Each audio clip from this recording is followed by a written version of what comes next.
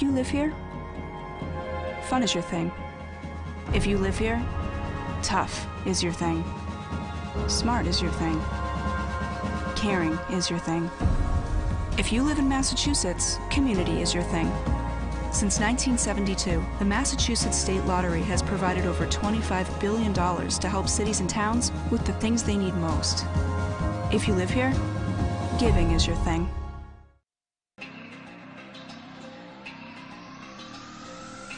My family earns respect. My family clears bases. My family breaks records. My family wins MVPs.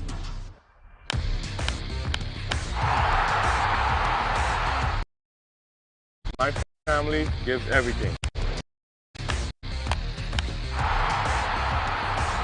My family makes history. My family wins championships. There's no family. There's no family. There's no family. There's no family like my family. Join the fam. Join the fam. Join the fam.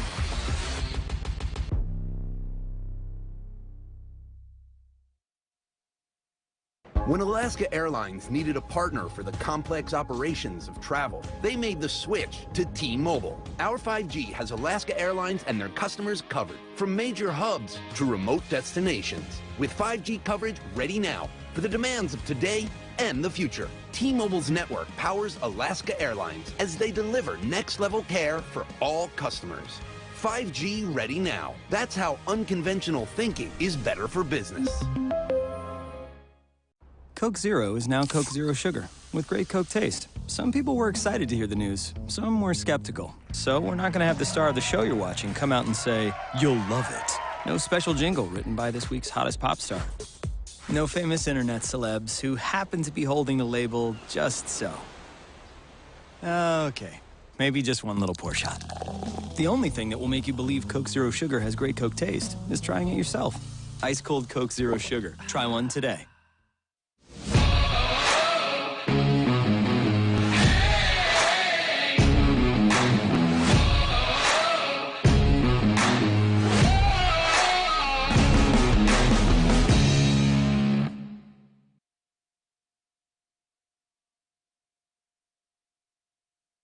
Welcome to the 2022 Cape Cod Baseball League Playoffs presented Division Finals. Who will advance to the championship series? Will it be the 3-seeded Hyannis Harbor Hawks looking to make it back to the final round? Their championship series loss from a summer ago. In short, we will find out a lot over the next 72 hours. Welcome inside the broadcast booth. I'm Zach Berman, Drake Toll to my left, Austin Takuda to my right, and the Harbor Hawk duct-taped to the netting in front of us, right in front of us. It is windy out, 30 miles an hour out to the left today, and last night, to put it bluntly, was one of the most memorable nights in franchise history since the inception of the Hyannis Mets in 1976, as the Hawks traveled to Katuitt for a winner-take-all Game 3 and bludgeoned their crosstown foes in the fashion of a 15-5 blowout. Austin, you beat your arch rival in a dramatic, cathartic victory. How do you keep the energy high going into a matchup against Bourne, who has beaten you in your last 3 games? Well, there's honestly, Zach, not a lot of adjustments that this team has to make coming off yesterday. They rolled in on a big yellow school bus yesterday, singing Wonderwall, having a good time, and the team chemistry was there from the start. And in talking to the guys before today, like Drew Earhart, he said the chemistry is the same as it was yesterday. We pulled up to the game singing on the bus and having a good time. The energy is here in the Harbor Hawk dugout, and it doesn't really, there's nothing you can say that says, okay, this is how they keep the energy the same. It just naturally happens because the team chemistry in that first base dugout is at such a high level. Absolutely, and you know, for more on last night and what it meant to the entire organization as much as tonight means, I spoke to assistant coach B.J. Johnson in the dugout show. The playoffs continue tonight here from Doran Park in Bourne for Game 1 of the West Division Finals, and I am here with assistant coach B.J. Johnson. And you know, Coach, before we get into tonight's game, what did it mean to you? What did it mean to the organization to finally defeat your arch rivals on their home turf and get to celebrate at Lowell Park? I think it was a great team win. I think it's great for the community of Hyannis. I just think the way I look at it, it's a great day to be a Hawk, and I think we had total confidence that we could do that. Now, continuing off of that, how do you take that momentum from last night? Obviously, it is a big win, and it was in blowout fashion, but you have to figure out a way to turn it over in a 24-hour span and take on a Bourne Braves team that's beaten you the last 3 times you've seen them. How do you keep the energy high in the group? Well, I think you just reset. You know that it's another, you can celebrate for yesterday. Yesterday's a great celebration. You get over the hump there, and now you start it all over again. Bourne is a tremendous ball club. I think we match up well with them. We've had a couple ties with them, too. So most of the games have been pretty close. I kind of expect the series to go that way, too. Continuing on with that, your starter tonight, Jay Driver. Since he's moved from the closing role to the starting role, he's been fantastic. He's had a game where he struck out 11 in 5 innings. You need big innings from him tonight, but hey, you think he's up to the task? I certainly think he is. You're absolutely correct. I mean, Jay is terrific. I expect that he's going to have a great start. The other thing is if he can eat a lot of innings for us and in good fashion, don't worry about the rest of the bullpen. We've got a lot of guys rested that, I mean, we're ready to go. Last but not least, you know, in the words of Stevie Wonder, very superstitious, the writing's on the wall. I've worn this shirt for the last 2 wins. I didn't wear it for Game 2. We lost. Oh, boy. Are there any fun superstitions in the dugout? At this point, you know, it's getting to that time of year where guys are starting to dig into what's lucky, what isn't. Yeah. I don't know what every individual player does, but I have my own little superstitions. I put my socks on the same way. Today, because I figured that it's signifying the second series, I put on another Hawks bracelet. So I'm just figuring that I want to end this thing up at 3, and then I'll just keep 3 on after we win the thing. Well, Coach, thank you so much. First pitch is incoming here from Doran Park and Bourne. Hawks and Braves. Game 1 of the West Division Finals coming at you next. Singing of tonight's national anthem. The Braves are Thank you so much to Coach B.J. Johnson. And before the game, Aubrey Olasic spoke to one of the biggest new additions to this Harbor Hawk lineup. He was big yesterday in the win over Katuitt in Jackson Ross. From Doran Park alongside Jackson Ross from FAU. Jackson, last night the name of the game was all of the offense, but you had possibly one of the best defensive plays we've seen all season. What was going through your head, and was that ball going over the fence? Honestly, I can't even tell you, but I kind of reacted to it off the bat, and I saw it was going over my head, so I immediately just sprinted backwards, and then I thought I had a little bit more room, and so I jumped and caught it, and next thing I know, I just felt the wall right there, and it happened so fast. I don't even know if it was going over, but I was happy I made the play, and that's about it. Well, the Hawks secured their first playoff series win since 2015 last night. How do you guys go from celebration mode to now taking on the Bourne Braves today? It's kind of the next thing up, you know. We put that series behind us now. We played great, but we got to focus on this 3-game series and try to get to the championship here. Zach talked to Coach B.J. Johnson about superstitions before playing. Do you have any of your own superstitions or any pregame rituals that you have? Not really, but I kind of do the same stretching routine before every game just to make sure my body's feeling good and everything. And then just sticking to the same stuff every day and trying to be consistent with it, and I think that helps in the long run. All right, thank you so much, Jackson. No problem. I'm Bria Losick, Harbor Hawks Baseball Network.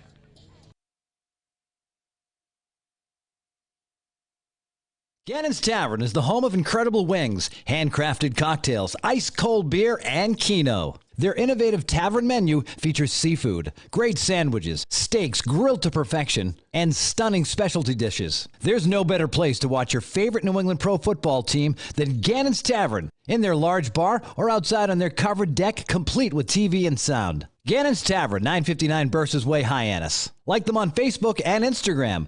Yes, soon at Gannon's Tavern. With Hood Milk, you can trust your family is getting high-quality milk in every nutritious and delicious drop.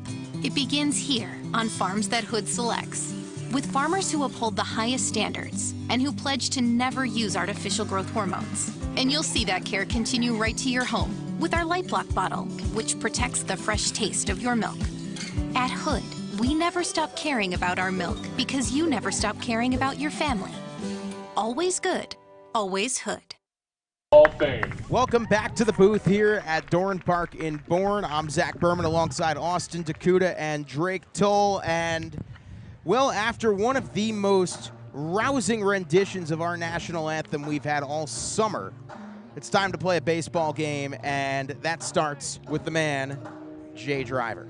Yeah, Jay Driver has been great this season. I like that guy a lot. He's throwing a lot of strikeouts, which is going to behoove the Harbor Hawks today, and should be a good one. Yeah, it should be a good one at that. Driver started out as the closer for Harvard. He had a 1.91 ERA in 15 games for the Crimson this year for Hyannis in 23 2/3 innings pitched, 39 strikeouts to 9 walks, an ERA of 4.56. Since he's become a starter, he's transitioned from the bullpen to the starting rotation. He's been quite good. Yeah, you do have Cunningham here, though, for Bourne to preface, and a Harbor Hawks lineup, too, that should be pretty deadly to meet him. Look, this Harbor Hawks lineup scored 15 runs in a game yesterday, tied for their season high. It's time to meet the boys in blue. Leading off for Hyannis, Riku Nishida at second base. Batting second and DHing Mitch Jebb. Batting third in center field, Cole McConnell. Batting cleanup, Jackson Ross out of Florida Atlantic. Drew Earhart out of the University of Tampa batting fifth at third base. Pancho Ruiz batting sixth and catching out of San Diego State. Dom Patelli batting seventh at short. Nolan Shonowell batting eighth at first base. And in the 9-hole, welcome back to the starting lineup, Tito Flores in left field out of the University of Michigan, Ann Arbor. Your defensive alignments for the Bourne Braves: Evan Slayton left, Mac Horvath in center field, Ryan Enos in right. Your infield, third base Bryce Eblin, shortstop John Peck, second base Matt Shaw, first base Chris Brito, Alan Espinal behind the plate. And on the bump, we have a Vandy battery today. Espinal and Bryce Cunningham, both products of the Commodores. And the last time the Harbor Hawks saw Cunningham, he went 6 scoreless innings in that game. However, the Harbor Hawks wound up prevailing 5-1, no thanks to Austin Amaral going tick for tack, inning for inning, punch out for punch out. We're underway here from Bourne. First pitch to Riku Nishida, takes a called strike number 1. Yeah, 92 on the fastball right there from Cunningham. A hot start for him. His fastball will sit 90 to 94. He'll work a fastball changeup primarily, but the changeup struggles to find the zones. The slider's what he'll rely on for a strikeout pitch. The 0-1 to Nishida, takes outside 1-1. Yeah, Riku Nishida had a electric game last night in Katuitt, and it starts with him at the top of the order. You saw so many times in the last couple of days when he gets on base, it starts rallies, and oftentimes he comes around to score. 1 ball, 1 strike, righty-lefty. Cunningham deals home. Riku takes at the knees for a called strike 2. Riku in these playoffs, 3 games, he's gone 4 for 12. 2 RBIs on the ledger as well. 1 ball, 2 strike count to Nishida. He's also walked 3 times out of the leadoff spot, so that's been a big addition too. His OBP getting close to 500. Cunningham deals home. Riku takes a fastball outside and away. The count will go even 2-2. Good crowd on hand as always tonight here in Bourne.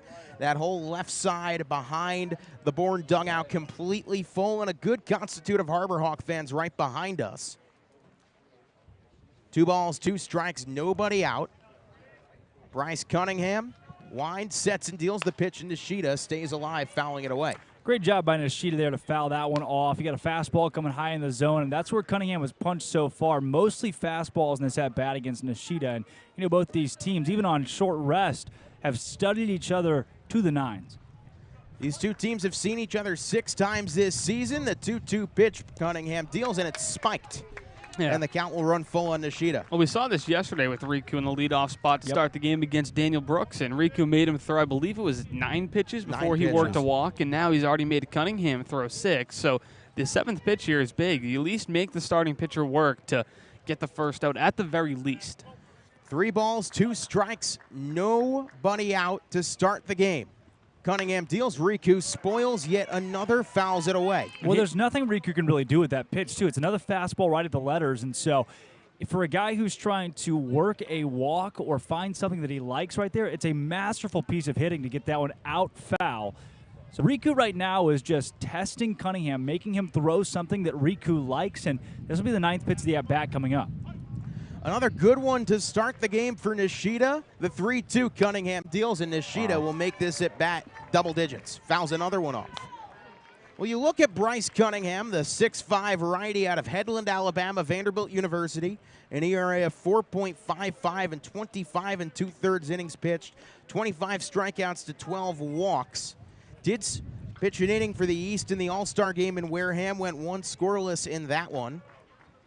The 3-2 payoff pitch. Cunningham, righty-lefty, deals home. Nishida spoils another one, making an 11-pitch at-bat. Yeah, a lot of free souvenirs for fans off to the left side so far to this one. And heard that we're playing with some all-star baseballs today. That we are, and Riku's not going to be one to hit it out, but I'll get to that. Don't short him. He could. He could go 300 He's seen some all-star baseballs today. 300 down the right field line. A straight 300 at that. The 3-2 Cunningham deals. Riku serves at left field. That's down, base hit. What an at-bat to set the tone. Riku Nishida works an 11-pitch at-bat before singling to left, and the Cape League's fastest base runner is on. Well, there's no way to win a baseball game in the first at-bat of the baseball game, but I don't think you could have a better start from your team. Granted, you can make a case that the first pitch, a home run, would have been huge for any team, but that right there, working an 11-pitch at-bat for Riku on Cunningham in just one at-bat and getting a base hit out of it on a full count, that is huge for Hyannis, and it doesn't get any easier with Mitch Jebb coming to the dish. So Mitch Jebb steps in. He is 4 for 13 at the plate these playoffs, also 2 walks and 3 RBIs. First pitch, Mitch Jebb, fastball outside corner, called strike 1. Yeah, Cunningham's really a strike thrower. He's a guy who works efficiently, and he's seen the Hawks before, as we talked about. So somebody who's going to find the zone early and often, likes to go outside with that fastball to set hitters up. The 0-1 pitch with a runner, Nishida off of first. Nishida holds up the pitch, breaking ball, called strike 2. Yes, the last time we saw Cunningham was June 28th. Cunningham went 6 innings, 2 hits, no runs, 1 walk, 5 strikeouts. He was sparkling. Hyannis ended up winning that game 5-1 thanks to a late rally. No balls, 2 strikes on Jebb, righty-lefty. Riku Nishida chilling off of first.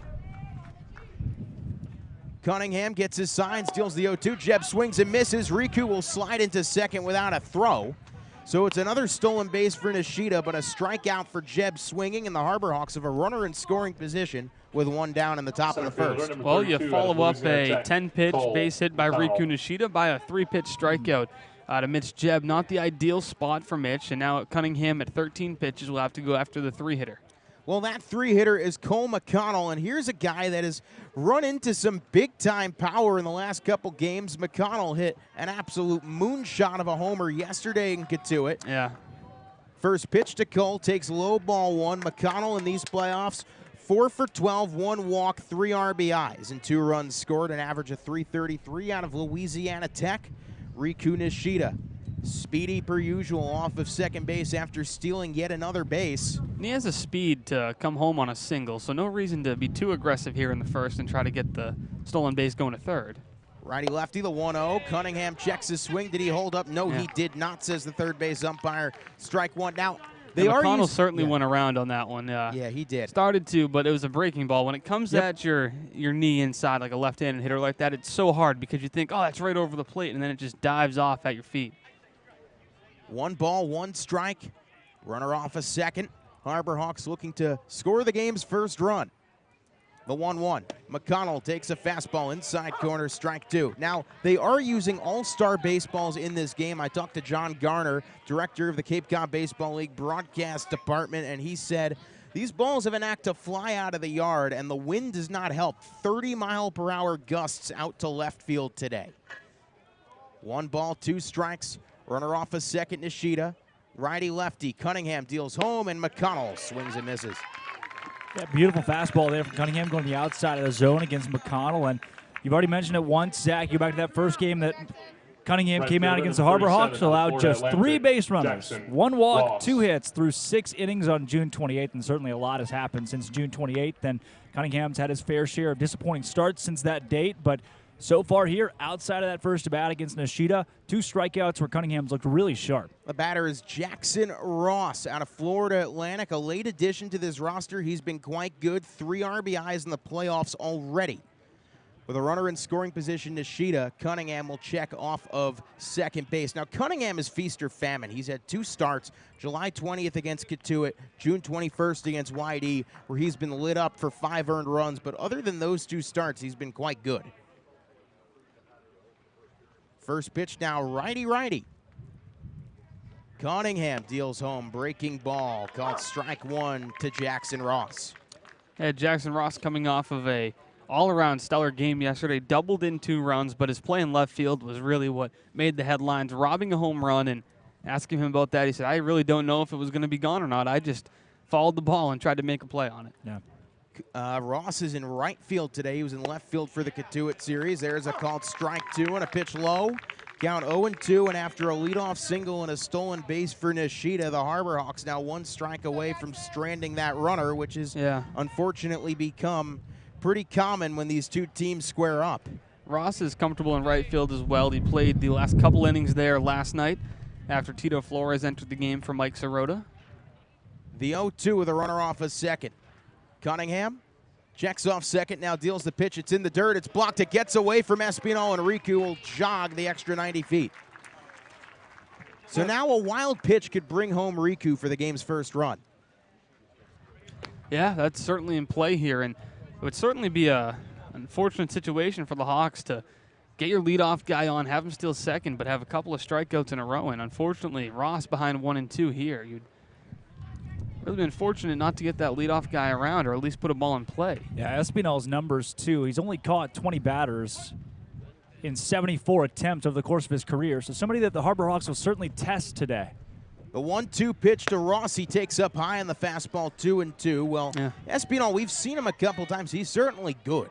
He's not Caleb Lomavita, but right, he's 989 fielding percentage, and a guy that, again, you won't see him throw out a ton of these runners, so the Harbor Hawks will test him. And like you said, you get a wild pitch here, a ball that gets away from Espinal, and you score the game's first run, even without putting a ball in play, which Hyannis has done so many times this season. 2-2. Cunningham to the righty out of Florida Atlantic. Ross, the 2-2, and that gets Jackson Ross in on the hand. He hit him.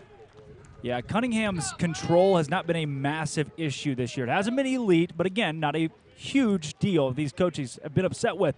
And there you see on a 2-2, you're attacking a guy who you got to head 0-2 on. Now you give him a free pass via a hit batter, and you got to deal with Drew Earhart, who last night started his night with some fireworks and has found some pop in the bat. And Earhart, since he joined Hyannis, has been really lights out. The coaches have loved how he's been able to be inserted into the lineup and hit so well with the wood bat right away. And he credited that transition to the dugout. He said the bullpen, the dugout, they made me feel welcome. They made me want to jump right in and produce and contribute. He's so happy to be here, and, well, he's produced in the playoffs as well. Yeah. 5 hits, 4 RBIs, and a walk, and 13 at-bats in these playoffs for Drew Earhart, who takes a first pitch. Low called strike. Looks like the low zone's getting called tonight. Yeah, pair of long balls, too, for Earhart. Right. Cunningham's been a bit of a Rembrandt. He's found the outside edges of the zone, both high, low, inside, and outside, and attacked those with great success so far. Runners on the corners, the 0-1 pitch, and Earhart hesitantly holds up. Crowd here at Bourne doesn't like it, but the count will go 1-1. Well, yeah, now with runners in the corners, the Bourne infield's forced to pay some attention to Jackson Ross as Brito will hold him on at first, opens up the right side of the field if Earhart can take it the other way as well. 1-1 pitch, righty-runny. Cunningham hits it on the ground to short, fielded by Peck, makes the easy play over to second in time to retire the side. The Harbor Hawks get 2 runners on, can't do anything with them. No runs, 1 hit, 2 left on after half an inning. No score here in Game 1 from Bourne on the Harbor Hawk Baseball Network. Hey, Mama, what's up? Did you switch my service from Verizon to T-Mobile? Yep. T-Mobile has the only nationwide 5G. Well, Mr. Know-it-all, let's see if you right about that. Mama. Hey, Mama, I'm working. It works at the pie shop. T-Mobile's 5G works inside and out. Hey, what you need, Mama? I'm trying to watch the game with my boys. It works in the park. Oh, okay. Mama? It works at the aquarium, in the parking garage, at the beach, in the elevators. It works in the movie theater, too. Oh, shush yourself. I'm talking to my baby. You're driving me crazy. I was just calling you to say thank you, baby. I love you. I love you too, Mama. Yes, Mama. It works in the kitchen. Tell Mama. Mama? 5G, it works in the club. Who are you in a club with?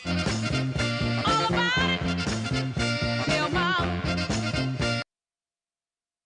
No score, bottom of the first inning from Doran Park and Bourne. Hyannis and Bourne meeting for the first time since 2015 in the playoffs. Harbor Hawks won that series 2-0, looking to replicate that tonight, and that starts with a man as Dwayne "The Rock" Johnson once said, "It's about driver, it's about power. We stay hungry, we devour."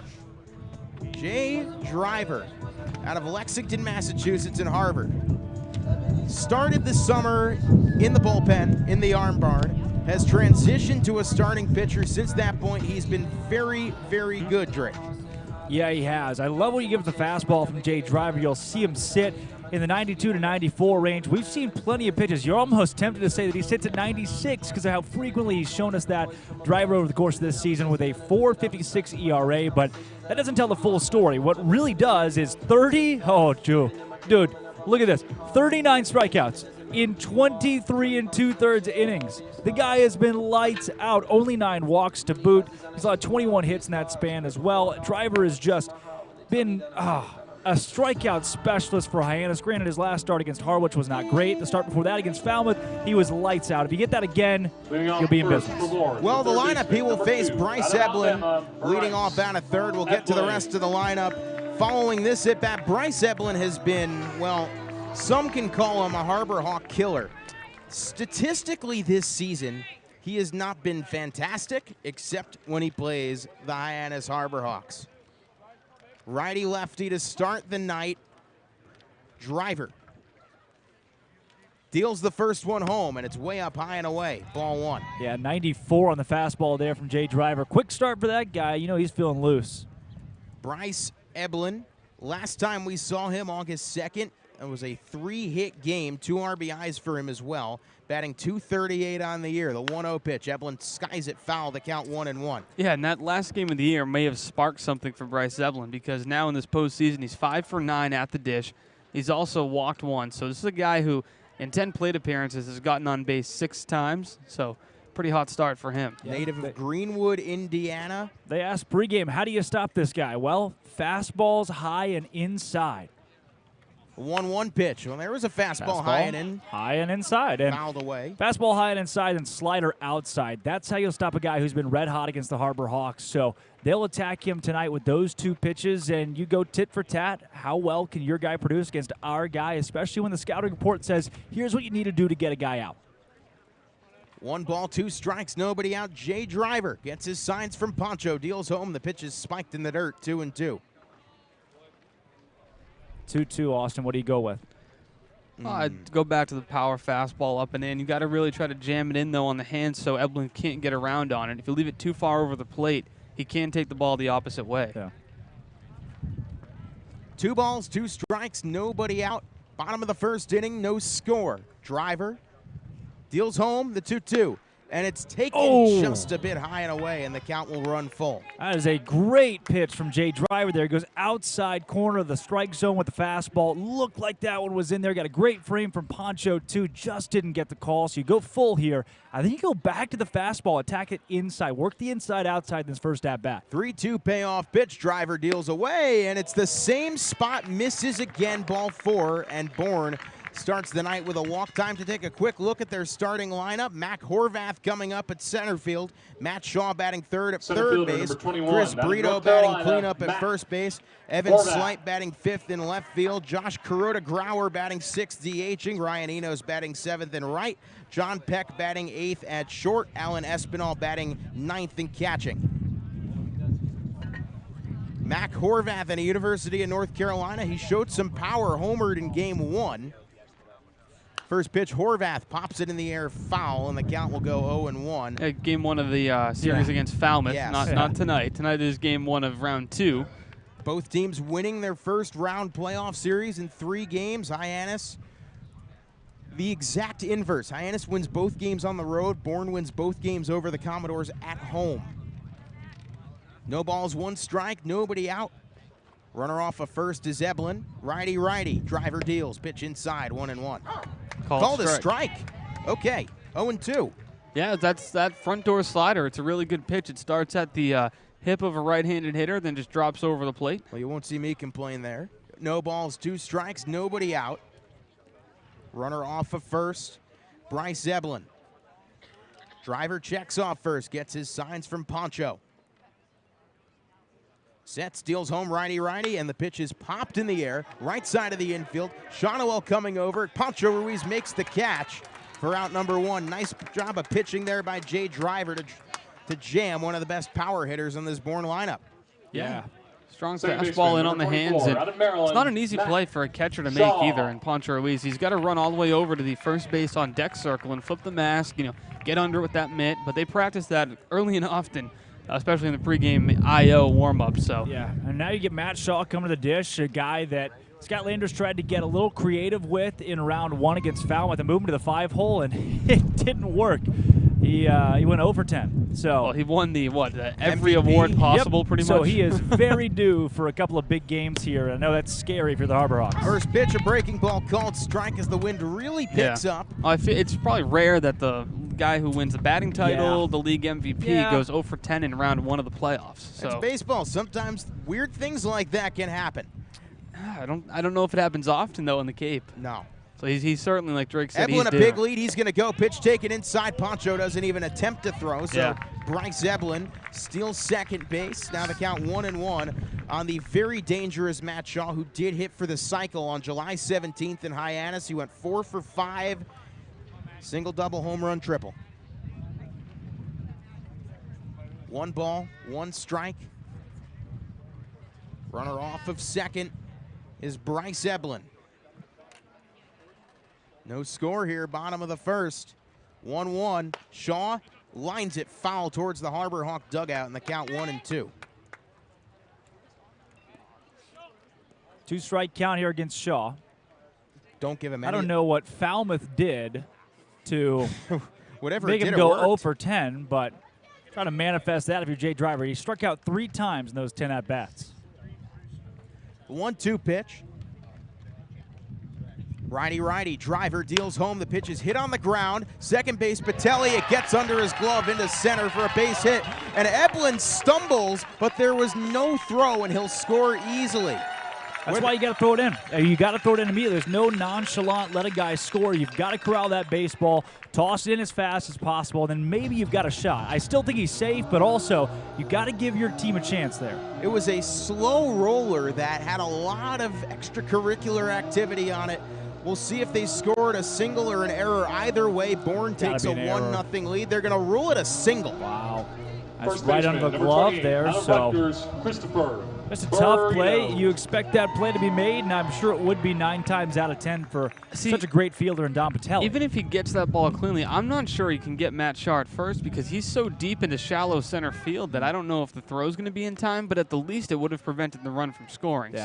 So you do have to at least knock that ball down. So it is an RBI single. That is what they're calling it on Point Streak. A 1-0 lead for Bourne here in Game 1 as the throw, again, checking off a Shaw off a first. Now the batter, Chris Brito, for some reason they have Kuroda Grauer up on Point Streak. Okay, now they just updated it. Kuroda Grauer now batting 6th, first pitch taken a little bit low. Brito in these playoffs, 4 for 7, no homers, 2 RBIs. I'd say that's pretty good. Yeah, 307 average on 4 for 13. He also has 2 strikeouts to no walks. Shaw, big lead off of first, and he's going to go. The pitch is lined foul. Seems like Shaw lost something. Shaw lost his, he's got his game cards there. Shaw lost his game cards. Yeah, he's in that.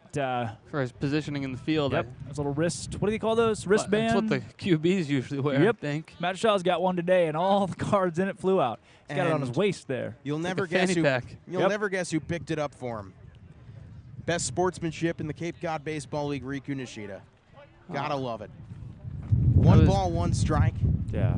Driver deals, swing and a miss. There's the swing and a miss stuff that you love and expect down a Jay Driver, and you're going to need it here with Bourne already up 1-0. The one downside with Jay Driver as he's taking a little bit longer to get to the plate, which has allowed a stolen base by Eblin, and he saw a shot try to go. So you got to be careful. Driver might have to switch up his timing a bit on the mound because Bourne's getting a good read on when to leave and try to steal a base on him. 1 ball, 2 strikes, 1 out. 1-0 Bourne on the RBI single by this year's MVP, Matt Shaw. 1-2, Driver deals. Popped straight foul behind us, and the count will run even, or stay 1-2. Chris Brito out of Perth Amboy, New Jersey at Rutgers University. Whole lot of Rutgers in this lineup. 4, 5, and 6. All Scarlet Knights. Brito, Slate, and Kuroda Grauer. 1-2. Another check off of first base. And I still believe Rutgers was jibbed a little bit by the NCAA. They should have been in the regional this year. Yeah, you think about that's a basketball team that's been really solid the last couple of years, trying to come along, and I like the stuff you get out of them, huh? 1-2 pitch, fouled straight back again. Brito stays alive. And then a baseball program, too. I thought those guys could have made it to the postseason, you know? I think they should have. I think they definitely should have. Brito, he's gone 4 seasons with Rutgers, spent last season in the NECBL with Mystic. Had a great season there as well. Another check off a second. They got a good aquarium. They do have a good aquarium in Mystic. 304 average in 31 games, Also 6 homers. WNBA team? 34 RBIs. Yeah. 1-2 pitch. Shaw's going. The pitch is fouled straight back. So we stay 1-2. No, the Connecticut Sun, the Mystics, they play up at Mohegan Sun, which I believe it's not in the Bahamas. No, it's a little bit north. The casino's The up Mohegan north. Sun. I think the Mohegan Sun's in. Is that not in the Bahamas? No, it's in Connecticut. Carousel. The Mohegan Sun basketball tournament. You're telling me, not in the Bahamas. Mohegan Sun is What the is name of this? the casino where the arena is, where they In the Bahamas. I think the tournament's named after. I'm not sure. 1-2 pitch, and it's taken outside. Throw back to first, not in time. So now the count, after all that, does run even. 2-2 on Brito. Chris Brito this season with the Braves, 5 homers, 22 RBIs, 286 average in 42 games. He's your prototypical cleanup hitter, and we've said it before, say it again, another check off at first. This Bourne lineup just is perfectly proportioned. Every guy that is slotted from 1 to 9 should be exactly where they are. 2-2 pitch, righty-righty, Jay Driver. Gets his signs, deals home. The pitch swung on and missed. Poncho's throw to second base is in time. He No, gets it's not. him. He's safe. No, he's safe. I was about to say it was a bounce of a throw. It was a delayed signal. Delayed signal from the second base umpire, and Riku Nishida couldn't get the tag on in time. I don't think it was going to matter. Either way, Jay Driver, first strikeout of the game. Yellow card, plate Well, number 2ZDF. that car's running. You better go catch it.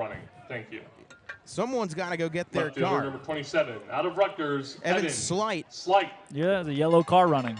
And another Rutgers Scarlet Knight. Is that you, Austin? No, I think it's our school bus that brought the guys here. That's still running. Yeah. First pitch to Slight. He lines it to left field. That is going to get down and overhop the wall. It's a ground rule double. Yeah, the wall is only the wall's only about 2.5 feet. So that one bounced over pretty easy. Bounced over pretty easy. Shaw scores, make it 2-0 Bourne. And once again, that wind is going to play a factor. Tito Flores did not have much of a play on it. That wind took the ball out to left. That's where it's blowing out tonight. But the Harbor Hawks already buried in a bit of a hole here, down 2-0 to the Braves. Out of Rutgers, Josh Kuroda Grauer. So Josh Kuroda Grauer, who is a late addition to this Bourne Braves lineup, the 3rd Scarlet Knight in a row, 4 RBIs in 3 playoff games. Now a runner off a second. First pitch, Kuroda Grauer takes a breaking ball called strike 1. Kuroda Grauer's been pretty good in the playoffs. 4 for 10, couple of runs, 4 RBI, only 1 strikeout and a walk as well. The 0-1 pitch, Kuroda Grauer takes a breaking ball, strike 2 at the knees. No strikeouts so far for Jay Driver. That's pretty rare. A couple of good sliders right there. Yeah. Kuroda Grauer. Yeah, he has 1 strikeout. I was kidding. Kuroda Grauer started this summer 44 games in the NECBL with Newport. He's got a runner off a second.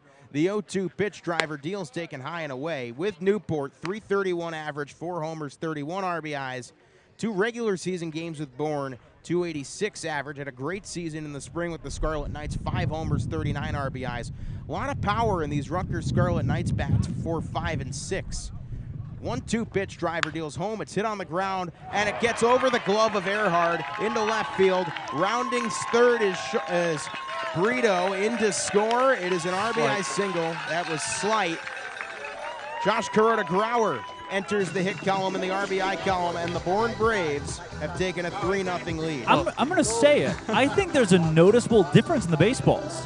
That's a ball right there, hit on the nubs. Is it the wind? Is it the charge in the ball? I mean, they told us pregame that these all-star balls, they carry a little bit more, they bounce a little bit more. You can see right there where Earhart's playing for that baseball. He thought he had a read on it, and it bounced right over his head. So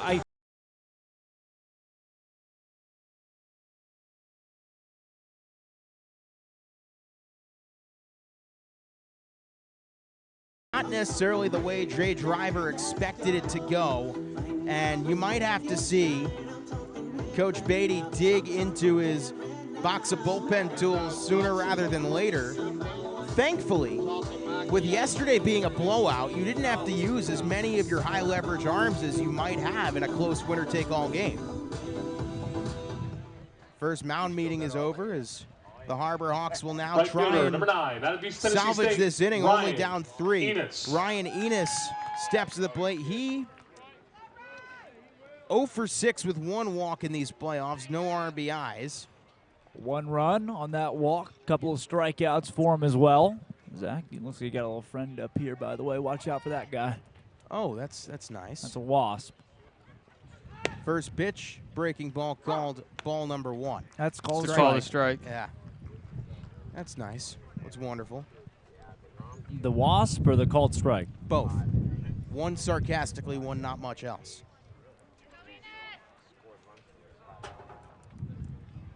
Well, Hyannis is taking a good long while. Take a look at that card he's got in the back pocket, getting his signals, and pick-off move from Jay Driver's not in time.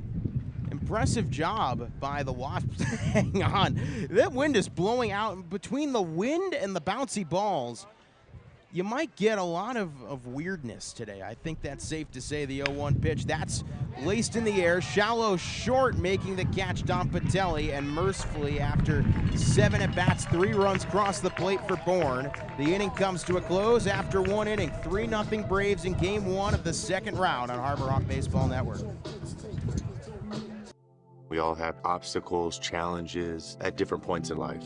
I still push myself every single day, and the harder I push myself, the more I find myself drawn to wearing UFOs. The first time I put on a pair of UFOs, it was like someone released the pressure. It was so crazy. When you are recovered and can do more, that has a compounding effect on all aspects of your life. Stepping into a pair of UFOs, they're truly one of a kind. There's nothing like them. Best ever? Good question. Wait, why do you sound like Dr. J in your head? I've always sounded like Dr. J in my head, which means Dr. J's outside voice sounds like my inside voice? Which Coke? The doc would know. He got the world to call him doctor without going to med school. There's only one best ever. Top of the second inning, safe to say it wasn't the first inning the Harbor Hawks were looking for. 3-0 Bourne, Zach Berman, Austin Takuda, Drake Toll. And as we've seen the last couple games, the Harbor Hawks tend to win whenever they score first, and when they don't score first, Well, Zach, what does that mean? Do we just pack it up now? Well, there ain't no time well, like the all right, you're present to right. change. Let's go. I'll unplug that. Hey, Austin, if you can get the mixer, Yep, too. I'll get the tent and the mixer. Sweet. We can Got get the rub owl the there as lucky- well. All it's a right, hawk. we can put it all. Now, Zach, what you got to do to get back in the ball game quick, you don't have to make it all up. It's only 3 runs. You don't have to make it all up right here, but you got to score 1. Right here, right now, score a run, get that momentum back in your favor on a night where you've already mentioned the ball is going to carry quite a bit. It's going to be easier if you put a ball in play to get on base. Go out there, attack the baseball, and score a run here in the top of the second inning to put yourself closer and closer in a striking distance. The batter is Pancho Ruiz, and he's been quite good behind the plate. Also, He's got 1 hit and 10 at-bats this postseason. Takes the first pitch called strike one. Count 0-1, and already we're seeing the best of Bryce Cunningham attacking the zone early and often. The 0-1 to Pacho. Righty-righty. Cunningham deals home, and Pacho swings and misses quickly behind in the count 0-2. Well, Cunningham's got his stuff. No balls, 2 strikes, nobody out. Top of the second inning, the Bourne Braves, a 3-0 lead. Righty-righty 0-2. Laced to right field and foul, and the count will stay 0-2. Boy, that ball's got some jump on it tonight. You know those pink bouncy balls that they used to sell, like, you know, at the... No, can't say I do. Austin? No. Oh. But just like a normal bouncy ball? They're the pink ones. They used to sell them at the front of Sports Authority. I never had a Sports Authority. Pitch hit on the ground to third base. Eblin fields and fires in time. No, we were more of Academy, Dick's Sports, stuff like that. Yeah, we have Dick's Sporting Goods up here, and there was one other one that went out of business. Modell's was the other. That's all we had. Yeah. Well, we used to have, near me growing up down the shore, we used to have a Sports Authority and a Modell's. Modell's went out of business. Sports Authority went out of business, and Dick's took Sears the went spot out of business recently. at Sports Did you Authority. see that? Yeah, they did. Batter Don Patelli yesterday reached base 5 out of 5 times. Had himself a day last night at Lowell Park. I'd say just about everybody did. First pitch to Dom. Fastball gets away from Espinal, 1-0. Yeah, Dom in these playoffs has a batting average of .273, but that doesn't tell the full story because the guy was lights out yesterday. Yeah. Got on base, was it 5 times? 5 times. 5 2 times. hits, 3 walks, and they could not get him out, no matter how hard they tried. Yep. 1-0 to Dom. Fouls it away. That was pitch up and in. And he even faced 5 different pitchers yesterday, and he managed to get on against all 5. Yeah. Harbor Hawks won 15-5 yesterday to take the series in 3 games, looking to figure out a way to bring those good vibes to Bourne, because they're already down in this one 3-0. Righty-lefty, the 1-1. Patelli takes called strike 2 at the knees, 1-2. That's a ball you expect to drop off the table and out of the zone there, but it's got such quick, sharp, tight break that Cunningham's able to drop it in the bottom of the strike zone. Great pitch. 1 ball, 2 strikes, 1 out. The pitch, Patelli swings and misses. And since allowing the leadoff single to Riku Nishida, Bryce Cunningham has been lights out, 2 down. Yeah, you got First baseman, the number 12 out of leadoff Florida hit Atlantic, and then a Nolan hit batter Shannewell. in Jackson Ross, and that's it. Well, Nolan Shannewell has been a man that has been able to change a lot of momentum for these Harbor Hawks in these playoffs. He's already got 5 RBIs in 3 games. Shannewell, first pitch swinging. Don't typically see them do that very often. Fouls it away. Shannewell, 4 for 9 in these playoffs. Already, he's also got 4 walks. Yeah, 2 homers, 5 runs driven in. He's done everything you could have asked for him to do. 0-1 to Nolan Shannewell. Pitch was in on his hands. He laces it foul over the Braves dugout, and quickly, Hyannis 1 strike away from going down in order. No balls, 2 strikes, 2 outs. Righty-lefty. Cunningham gets his signs from his fellow Vanderbilt product, Espinal. Shakes 1 off, now deals home. Shannewell takes inside corner, called strike 3. 1-2-3 inning for Bryce Cunningham, and the Harbor Hawks go down in order through 1.5. Your score, 3-0, Bourne over Hyannis. Diet Coke? Who are you, my mom? You should be so lucky, because you know what moms do? Well, I suppose we should start with the whole giving you life thing. It seems like that should be enough. No? Okay. What about her ability to send shockwaves through the neighborhood without saying a word? Or whip up a ridiculous handmade costume that you forgot to tell her about? Not to make you happy, but because she had a reputation to uphold. She invented rideshare, called it carpool, and did it for free. She didn't need those dating apps either. You copied her jeans, her spin, her shoes, her scrunchie, and whether you realize it or not, her music. Why not? Oh, and she can win any argument in 4 words. Because I said so. Everything you're trying to do, she's already done it. Did it better. And she did it with a Diet Coke in her hand. So, drink what your mama gave you. Bottom of the second inning, and safe to say the vibes not exactly in the Harbor Hawks' favor. They trail 3-0. Zach Berman, Austin Takuda, Drake Dole, as we are brought back in by, fittingly, Andrew Darude Sandman. Sandstorm. Oh, are you sure it's not Darude? This is Darude Sandstorm. Oh, I thought you said it was Ender Sandman. They played Ender Sandman to bring out the Braves. At Virginia Tech. Wait, they play that here? Drake, that dog that we like, Hank, he's here. Oh boy. No chance the Hawks. This is gonna. We have no this shot is a nightmare. now. Yeah, Hank's here. Oh, what's gonna? 5-pound cotton ball. Yeah. It's like a carpet. You just rolled up together, put some eyes and a nose on it, call no it a dog. shot if Hank's here. Batters John Peck takes the first pitch, just misses outside 1-0. John Peck, he's been pretty good at the plate, but he saved a game a ways back in a 1-1 tie against the Hyannis Harbor Hawks with a diving stop. He swings and misses. There, the count 1-1. Seen these guys so many times. I love it, though. I actually was genuinely excited when we pulled Bourne in round 2 because just from their interns to the coaching staff, everybody here, the vibes are so great. And both these teams have such a respect for each other. 1-1 pitch, popped sky high, foul, the count 1-2. And I think a big part of that is the fact that both teams have the very same mentality. They love playing together. There's so much energy from the Bourne dugout, so much energy from the Harbor Hawk dugout. Both of these squads have probably the most electricity of any teams on Cape Cod, and that's going to behoove you so much. It's what makes it great to watch these squads play.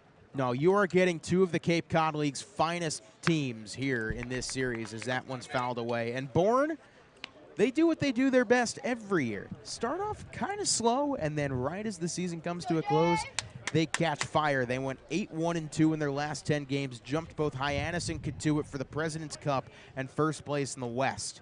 The 1-2 pitch, and it's called strike 3 on the inside corner.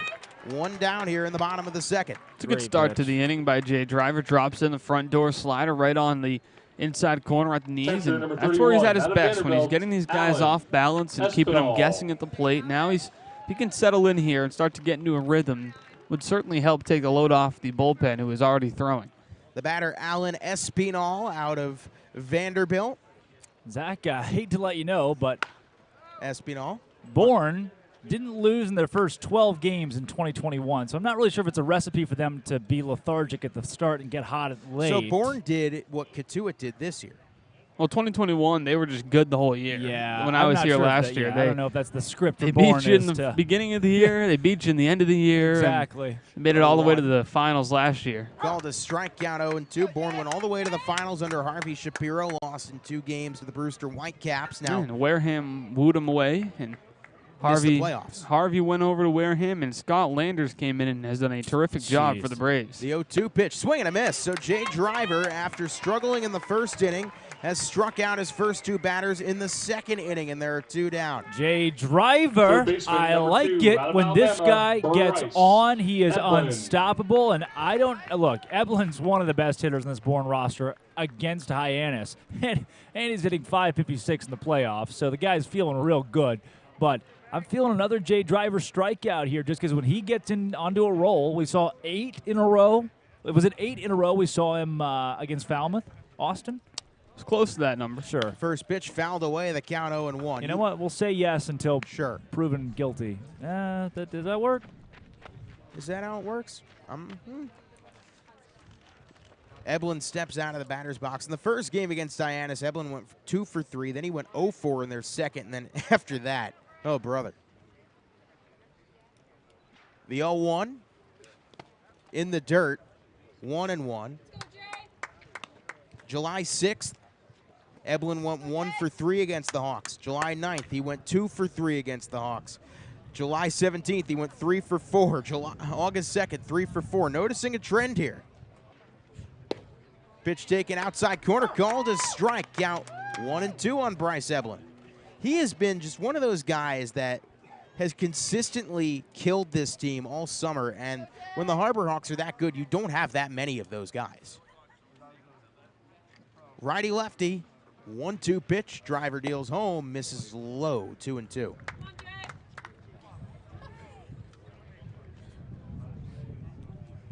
Two balls, 2 strikes, 2 outs. Bourne, a 3-0 lead. Jay Driver looking to work a scoreless bottom of the second inning.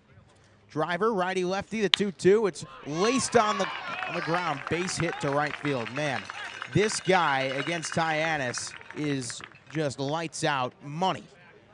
Yeah, that's what Bryce Evelyn does against the Harbor Hawks. Center fielder, number 21, out of North So Carolina. the lineup flipping over with Evelyn now continues with Mac Horvath. And Horvath, the last time we saw him on August 2nd, also hit a home run. So definitely a dangerous 1, 2, 3, 4 here. You know, the Harbor Hawks. Yeah. 1-1-1 in Buzzards Bay this season. So 1-1-1 here. 500. First pitch lined, and Patelli, a nice play, backhand toss over to Riku. Nice play by Patelli to get the force out at second base. The side is retired, so despite the 2-out single from Evelyn, nothing comes to pass. No runs, 1 hit, 1 left on. After 2 innings of play, 3-0 Braves on Harbor Hawk Baseball Network. That chip on the shoulder, that started at a very, very young age. People's expectations are, they're cool, they're fun, but mine are bigger.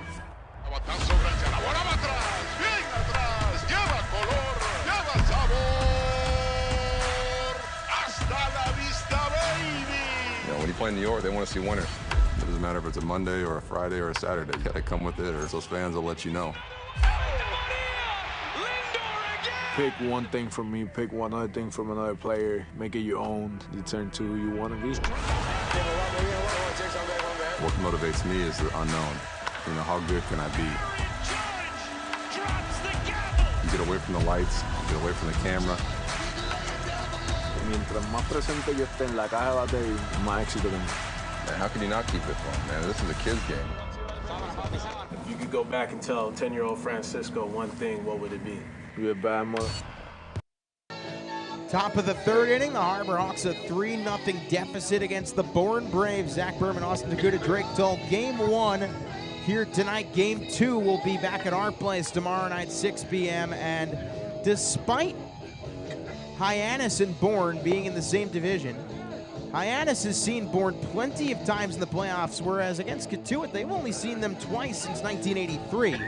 Last time Bourne defeated Hyannis in the playoffs was 2013 in the first round, whereas in 2015, Hyannis won against Bourne in the semifinals before losing the YD in the championship series. Well, I was told last night that for a long portion of history, only 2 teams in the Cape Cod Baseball League made it to the playoffs out of their individual divisions, which makes a lot of sense when you factor in some of the playoff droughts that different teams have had. It's tough to have a long playoff drought when 4 of the 5 teams make the postseason.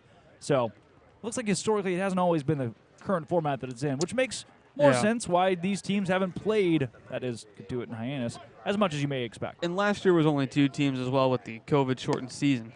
First pitch, breaking ball called a low strike to Tito Flores back in the starting lineup. Austin, I don't know if we've seen that consistently called a strike this season. Tonight it really has been, but not something on the breaking ball there, dropping off the table that I think we're used to. Tito lines it up the middle, base hit for Flores, and that's big because that sets the table for Riku and Jeb as the lineup now flips over Tito Flores. Welcome to the hit column. Yeah, you know, Mike Sirota had a couple of tough games out of the 9-hole, and so the Harbor Hawks gave him the day off today and put Tito Flores in there. His first start in the postseason, actually, his first at-bat as a starter in the postseason. He gets a base hit. Yeah, he had 2 pinch hit at-bats, 0 for 2 on those, but his swing looked noticeably better, I might say, in those couple of ABs. He had that layoff because he went home to be with his family for the draft, comes back, takes some time to get readjusted, and I think today could be the starting point for Tito to have a good series. And then here comes the most entertaining man on Cape Cod. There is not a player who's made more waves in this league than Riku Nishida at the plate now. Entertaining, it's exciting, I mean everything. Riku shows bunt,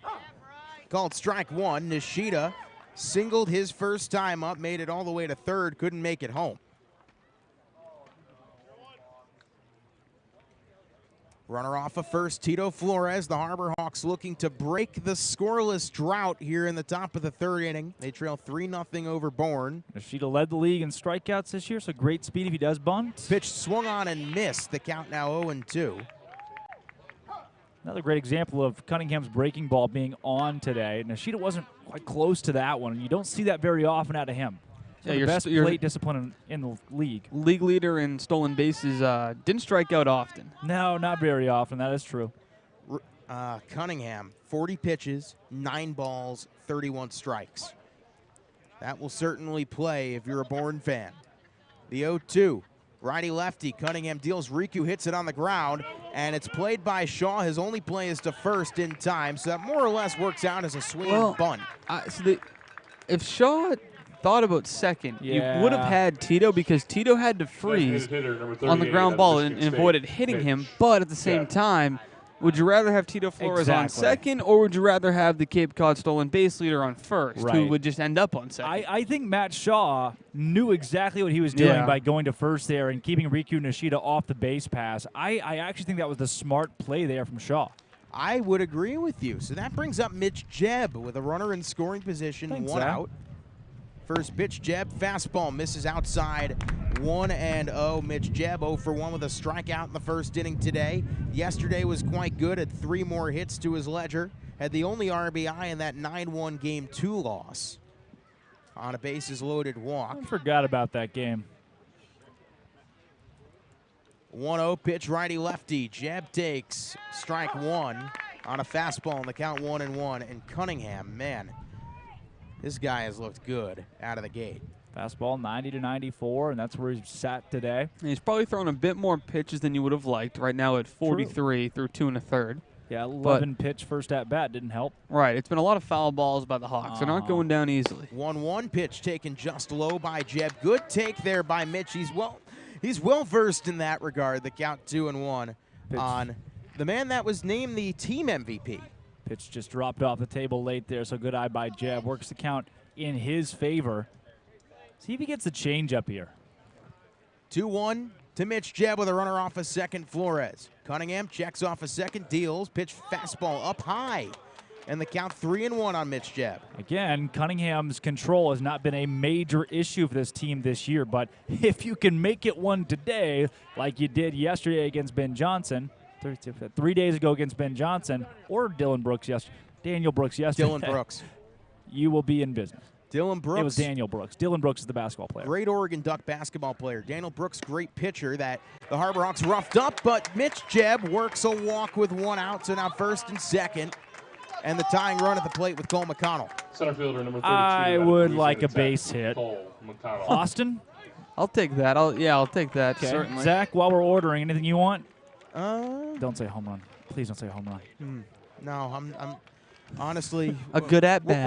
Whatever the waiter says is good. Okay. A good effort. House choice, chef's choice.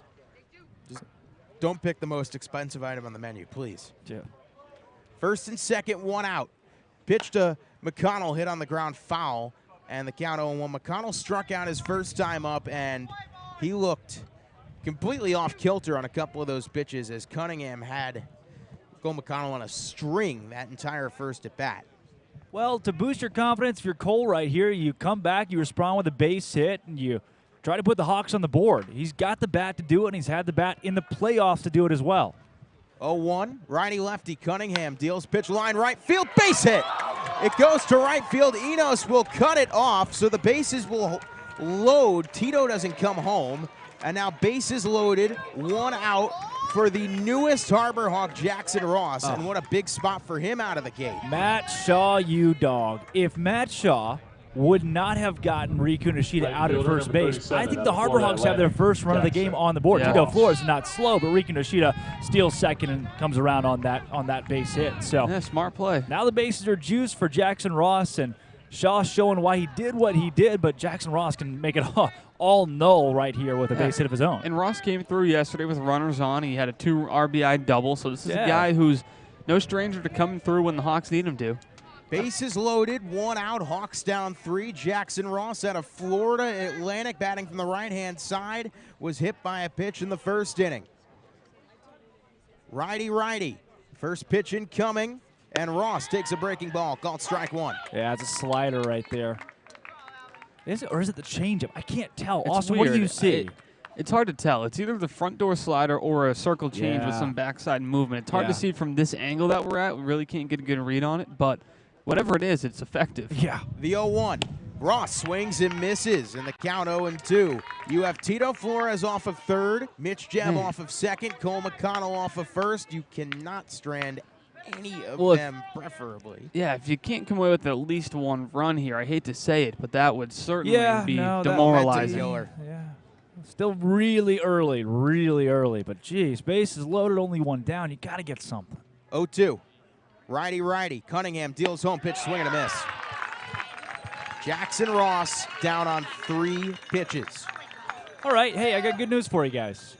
Drew Earhart to the plate. Yeah. He's pretty good at the whole baseball thing. Has been pretty good across the postseason as well. Great couple of games against Katuitt. And now he comes the dish. Here the bases juice and a chance to put that 357 batting average in the playoffs to work. He's already got 4 RBI, 5 for 13, scored 5 runs in that series with Katuitt as well. First pitch, righty, and Earhart hits it on the ground. Could be a tough play, and the ball is bobbled by Eblin. Everybody's safe. A run scores. Bryce, thank you. You let me know the address. I've got the bouquet. I will ship it there. That was beautiful. Exactly what we asked for. A run comes home on what would have been an easy play to second base, and instead Eblin boots it, and the Harbor Hawks are on the board. The Harbor Hawks get a gift from the baseball gods. Tito Flores will score. So the lead runner, whether it would have been Riku or Tito, winds up scoring anyway. The Harbor Hawks continue the conga line. Jebb now at third, McConnell at second, Drew Earhart sitting at first, and Pancho Ruiz in a big spot here in the top of the 3rd inning. Loaded up for the catcher. Guy's got a lot of power, huh? Pancho, who has shown his defensive chops and then some these playoffs.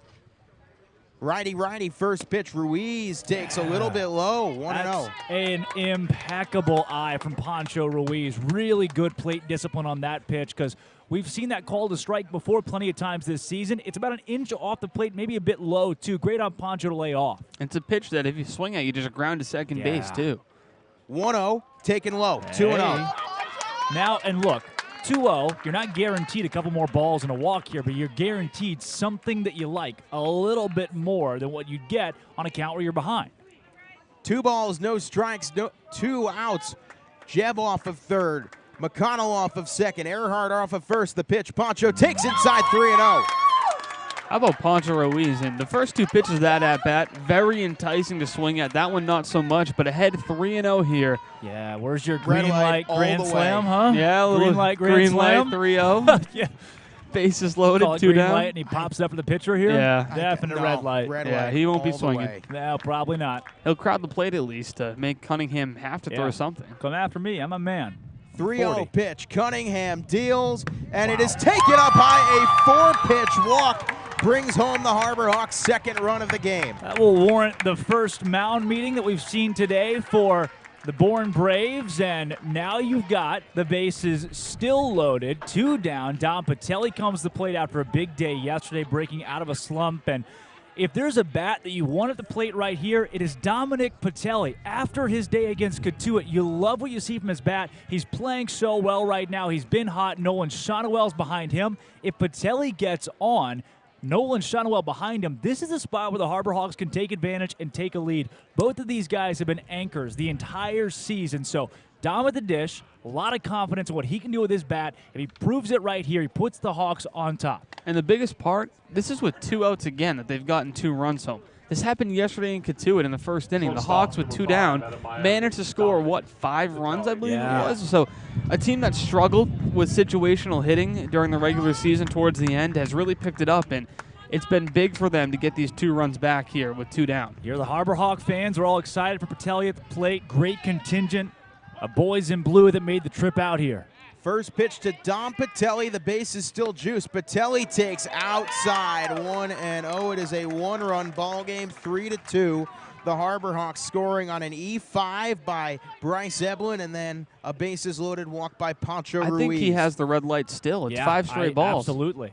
Yeah. Well, there you go. Called a strike. Yeah, it's certainly 3 on the fastball there. A little bit extra oomph on that one. Certainly the red light, too. That's a pitch that it's pretty much down the middle. Yeah. Make him throw you a strike. McConnell off of third, Earhart off of second, Ruiz off of first.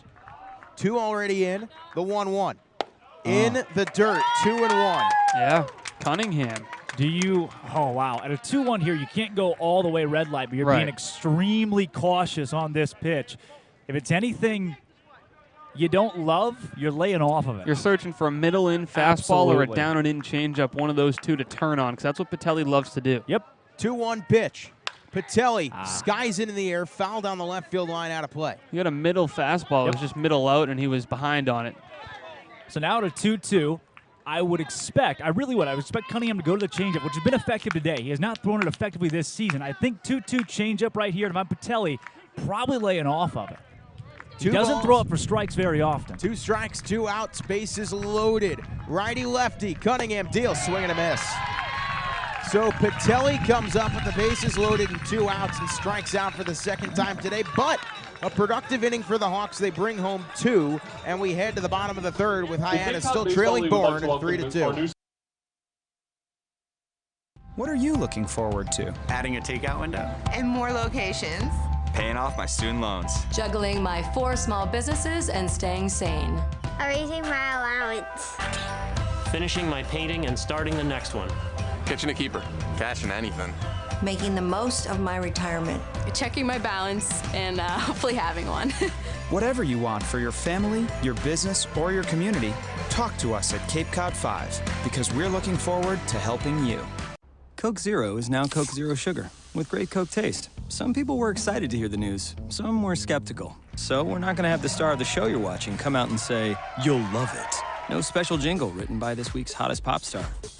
No famous internet celebs who happen to be holding the label just so. Okay, maybe just one little pour shot. The only thing that will make you believe Coke Zero Sugar has great Coke taste is trying it yourself. Ice cold Coke Zero Sugar. Try one today. Well, we got a ball game again. 3-2 our score. Bottom third, Zach Berman, Austin Takuda, Drake Toll, and Jay Driver still out on the bump after a much better second inning where he only allowed 1 base runner. Struck out 2 as well, but he gets the meat grinder here. 3, 4, and 5, Shaw, Burrito, and Slight. And if you can get through this third inning unharmed, all the momentum is with the boys in blue. Yeah, I mean, you're still down 1 run here, and you stranded, the bases loaded, but at the same time, you got a couple of runs across. You cut this lead to now just 1, and you're only 2.5 innings into this game at that. So I can promise you this. I promise is a strong word, but I'm very confident that Hyannis is going to score at least 1 or 2 more runs over the course of the rest of this ball game. So you put yourself in a decent spot. Jay Driver's got more momentum now, and Driver's fastball starting to look the part. The slider's starting to look the part. If he stays hot, this team's in business. First pitch to Shaw, fouled straight back.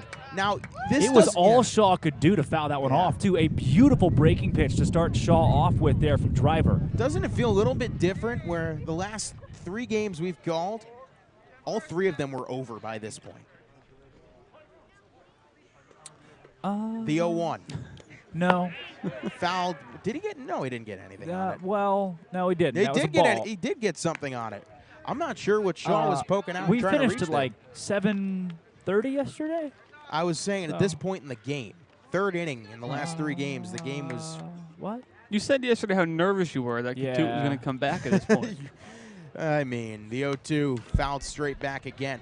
Well, here's the problem with Katoot is that they have the tendency to put up not anymore, runs in bunches. I will say it past tense because the only tendency they have is, you know, booking flights and getting gas for your road trips home. It's cold outside, by the way.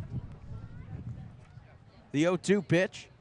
Driver, righty, sets and deals. Swing and a miss. Oh, yeah. He stuck the bat out. Matt Shaw held the bat out in front of the plate. In case you're wondering where he went, he said, "Hey, frame this one for you.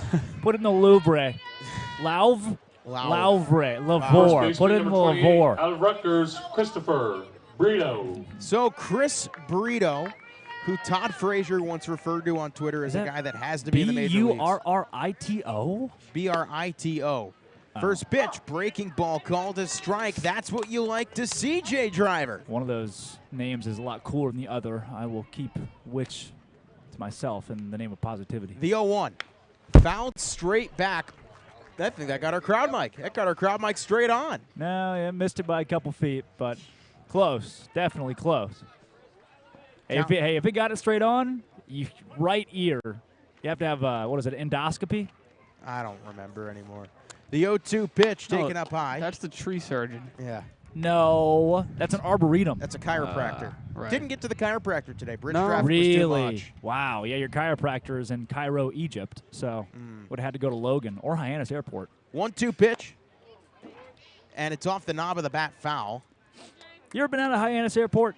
Actually, it would not shock me either way. I've never flown into the Hyannis Airport, but when my car had some troubles a couple weeks ago, I actually rented a car from the Hyannis Airport. Okay. So you've been to the airport for a car. 1-2 pitch. Off the end of the bat, drifting, and it's a tough play. That lands in fair territory. And everybody's kind of slow to the ball. It didn't seem like Ross got a good read on it. One of the more unusual doubles you will see, and a stand-up double, in fact, for Chris Brito. It just landed where nobody was. It hit the fair foul line about 10 feet out of the infield. It just blooped over Nolan Shonowell's head, and it was such a slow hit that nobody had time to get there. So it took Ross a little bit.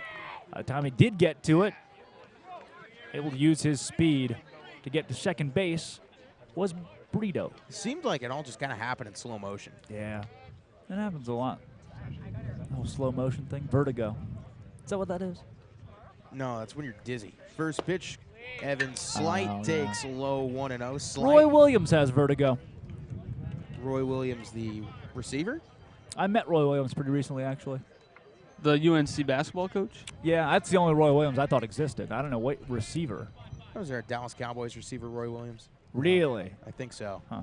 I should know. There was right? Terrence Williams. Yeah, that's who we're talking about. I think it's Terrence. We should Google it. Zach, will you Google it?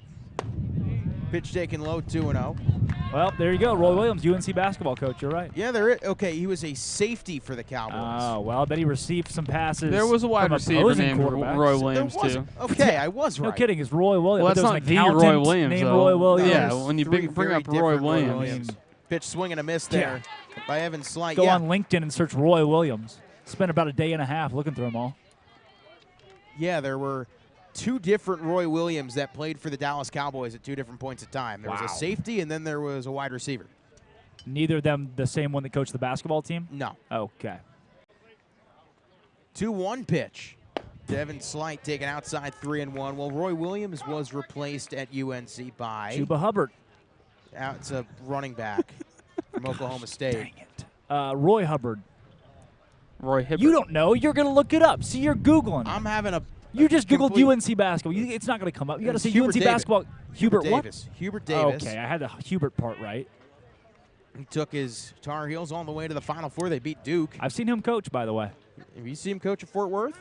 That round I did see him You've at seen Dickies him Arena. coach? That's yes, I have. something that we That's what I met Roy celebrate Williams. now, seeing people coach. 3-1 pitch. Ooh. Fouled away, 3-2. Count will go forward. Yeah, someone says Mike Krzyzewski. I saw him coach one time. Oh, yeah. I saw a guy stand on the sideline in a coat, in a suit coat, and coach basketball. Tell me, if you went to a Duke game, you never say, oh, you never look down and think that's Coach No, Gannon. I'd You'd say I never saw look at that. Paulo Banchero. I wouldn't care who coached. Somebody doesn't watch a lot of basketball. Why would I care? What is Payoff pitch, the 3-2. Driver deals home, and it's hit on the ground towards short. Patelli only plays to first across the diamond in time. Nice job there by Jay Driver, who was down in the count after giving up a double to get the out, and now 2 away. Well, in terms of the baseball game in front of us, good play, Dom. And it'd be great to strand that guy 90 feet away. It would. And the last time Driver faced Kuroda Grauer, he had some success. I mean, it didn't hit, but he got ahead 0-2 on him, so we'll see how he attacks here. Josh Kuroda Grauer, man, what a season he had for Rutgers. 53 games, an average of 300, 5 home runs, 39 RBIs. First pitch, fastball called strike one, count 0-1. And not only is that a good pitch, but that's a really good job by Poncho Ruiz of presenting that pitch to the home plate umpire to show him that it's right on the corner. Nice job by Poncho. The 0-1, runner off a third. Driver deals home. The pitch swing and a miss, count 0-2. How about Jay Driver here? A couple of fastballs right by you, and now 0-2, you could see him go back to that slider. Let me get the owl for you. Hold on. Oh, there it is. No balls, 2 strikes, 2 outs. Got to pat the lucky owl on the head. Runner off a third. The 0-2 outside. And a nice play by Poncho. That ball was headed straight for that brick backstop. Poncho may have very well saved a run. Yeah, fastball just outside a bit. Nice job by Poncho sliding over. And now on 1-2, you showed him the fastball again. I don't know if you go to it a fourth straight time. 1-2. And it gets away from Poncho. Here's the play at the plate. It is not in time as the run scores. Well, that's very costly. I'm not sure if they're going to call that a pass ball or a wild pitch. It was away from where Poncho had set up the glove, but he did have his mitt on it, one you probably should catch. And unfortunately, that's going to bring home the fourth run of the game for the Bourne Braves. Really, really costly situation. Tough break for sure, and after getting 2 back to claw within 1, now you're back within 2. Count now 2-2 on Kuroda Grauer. Driver deals, and it's a high fly ball, shallow center. McConnell coming in, makes the catch, and man, that run, that bites for sure. But the Harbor Hawks only relinquish the 1. No runs, 1 hit, or excuse me, 1 run, 1 hit, nobody left on. After 3 innings of play, 4-2 Bourne, our score on Harbor Hawk Baseball Network. With Hood Milk, you can trust your family is getting high-quality milk in every nutritious and delicious drop. It begins here on farms that Hood selects, with farmers who uphold the highest standards and who pledge to never use artificial growth hormones. And you'll see that care continue right to your home with our Light Block bottle, which protects the fresh taste of your milk. At Hood, we never stop caring about our milk because you never stop caring about your family. Always good, always Hood. If you live here, fun is your thing. If you live here, tough is your thing. Smart is your thing. Caring is your thing. If you live in Massachusetts, community is your thing. Since 1972, the Massachusetts State Lottery has provided over $25 billion to help cities and towns with the things they need most. If you live here, giving is your thing.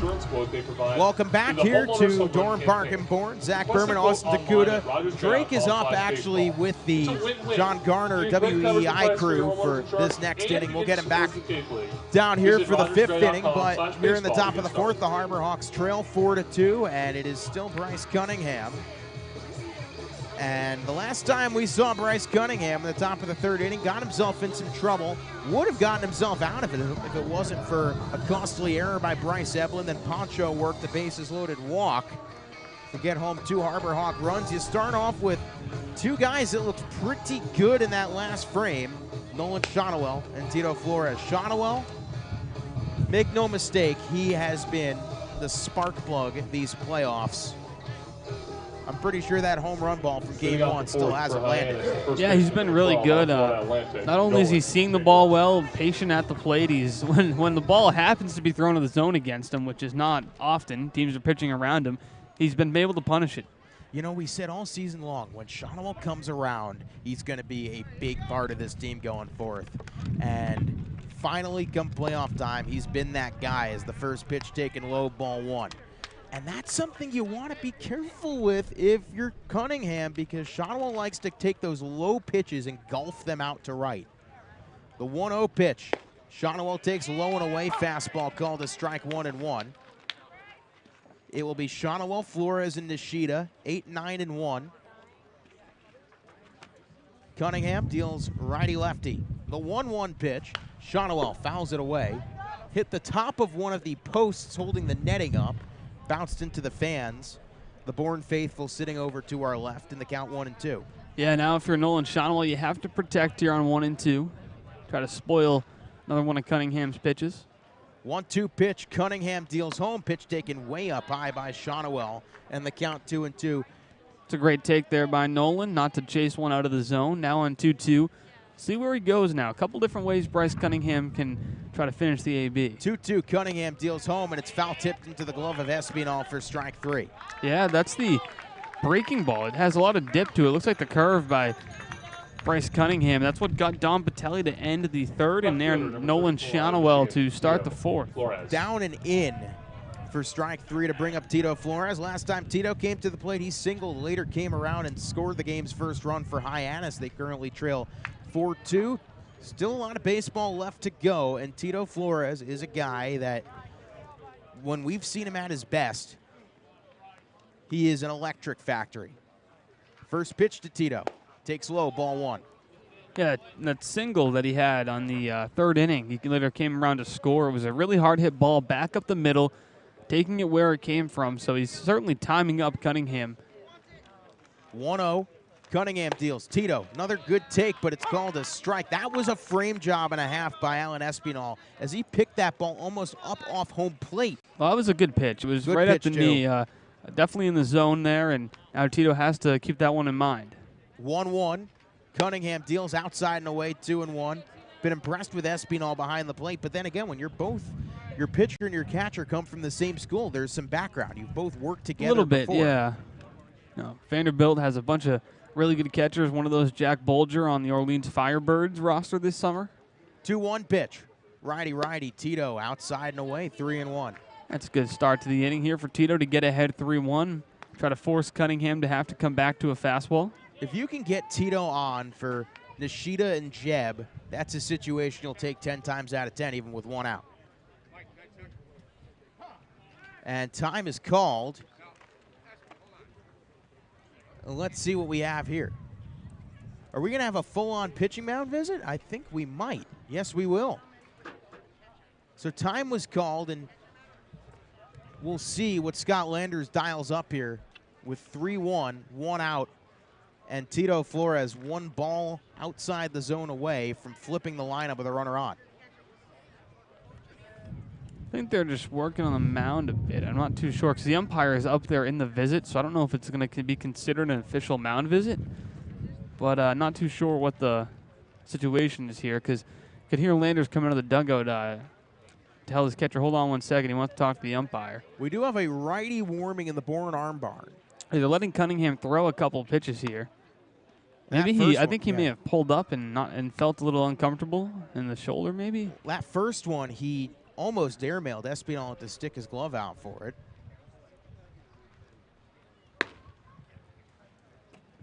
Well, we'll see what the deal is here, but he seems fine. So, yeah, they're gonna say he's fine. Certainly looked fine on that second pitch that he threw in warm-ups. Glad to see he's A-OK, and we shall continue. 3 balls and a strike now to Flores. Righty. Cunningham deals home. Swing and a miss. That was a perfectly placed pitch. Yeah, really good pitch. Right at the knees, just down in the zone. Make him go fishing a bit. Now 3-2 to Tito. Got to be aware of the outside fastball. Cunningham likes to go to that spot to try to freeze a hitter. 3 balls, 2 strikes, 1 out. Tito Flores already 1 for 1 with a run scored today. The payoff pitch, the 3-2. Tito spoils a good, there it is, outside fastball, and he just got enough of it. Great job by Tito to stay alive in the count. Riku Nishida having some fun with the Bourne Bat Boy right behind the on-deck circle. Tossed him the ball. 3-2. Cunningham, righty, deals home. Pitch lined right to the third baseman, Eblin, for the second out of the inning. Still, another good contact by Flores, and that's something that you really would love to see for these playoffs. Yeah, hitting the ball much harder is Tito Flores in the last 2 ABs, so good sign to see him get going. Second And baseman, number 3. we'll see if the Hawks can put together a 2-out rally here in the top of the 4th. This feels like a spot for one of those patented Riku Nishida bunts. With 2 outs, you know. Bases are empty. Yeah, I mean, he could certainly try to drop one here. Throws Cunningham off his game a little bit. First pitch, Nishida taking all the way. Fastball at the knees, called strike count 0-1. Riku Nishida is awarded the 10th Man of the Year award, league-wide. And make no mistake, the 0-1 pitch. Breaking ball. Oh, what a pitch that was. Strike 2. Make no mistake, he is going to be a player that fans, broadcasters, players of these other teams are going to walk away from this summer and say, hey, remember how good that Riku Nishida guy was? That is a name that if you are a fan of Cape Cod baseball, you will remember for a long time. The 0-2, line left field. Oh my, what a play by John Peck, snatching it out of the air on a hard hit ball for out number 3. So 2 hard hit line drives, both find gloves. 1, 2, 3, down go the Hawks in the 4th. Through 3.5 innings of play, 4-2 Bourne on Harbor Hawk Baseball Network. Traffic is treacherous. There's a fender bender on the pike. Gonna be a wicked commute. The expressway's backed up to the gas tanks. Gridlock. Crawl. Snarl. Jam up. Bottleneck. Log jam. 128 is a parking lot. You'll be late for supper tonight. Keeping your car road ready is what we do best. At Sullivan Tire, we're always here to get you there. Hey, we get you there too. Having a 5G phone that's not on T-Mobile makes as much sense as playing ice hockey. Using pool noodles. Get out of the penalty box with 5G coverage like this. T-Mobile has more 5G bars in more places than anyone. T-Mobile, more 5G bars in more places. Another reason T-Mobile is the leader in 5G. Bottom of the fourth inning, Jay Driver still in this affair, and the Harbor Hawks trail this one 4-2. Zach Berman, Austin Takuda. Drake, welcome back from the land over yonder. Had to see a man about a horse, but I am back, feeling great. How was the national crew? Well, you know, joining the national broadcast is always an honor, and those guys were great. Asked me, I think the Harbor Hawks knew that I was not on the mic, or that I'd be on the mic for those guys, so they said, "Oh, we'll do 3 up, 3 down, make it as fast as possible." So I think I joined their crew opening home opener. It was against Orleans. Okay.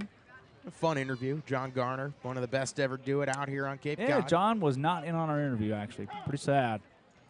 John is somebody I've gotten to listen to a lot this summer and come to really admire. So great to still see him. He's up there, though.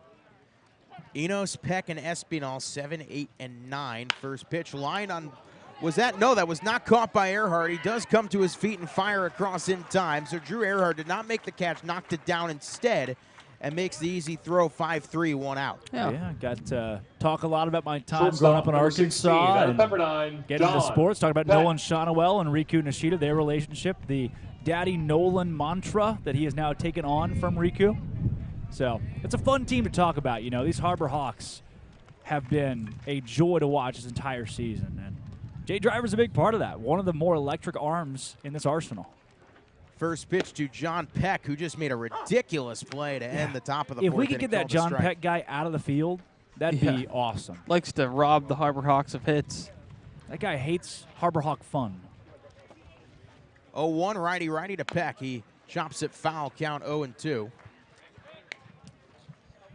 I mean, this team, regardless of if the Harbor Hawks go all the way or not, there are so many faces from this organization that are going to be remembered in years to come of the Cape Cod Baseball League. This is a team with big personalities and, you know, bigger displays on the baseball diamond. The 0-2 pitch. Checked his swing. Did Peck go? They say no, he didn't. Just didn't get it all the way around. It came off the shoulder. He thought about it, but strong enough hands to hold back from going all the way around. 1 ball, 2 strikes, 1 out. Driver, righty. Deals home the 1-2, and there's a called strike 3.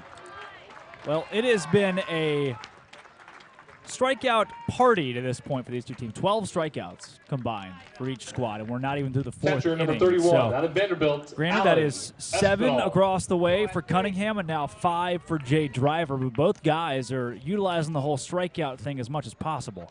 And Jay Driver so far has been better than his line shows you. I mean, you look at it, and that one misses 3 1/3, or now 3 2/3 after the punch out. 5 hits, 4 runs, but 5 strikeouts. Right.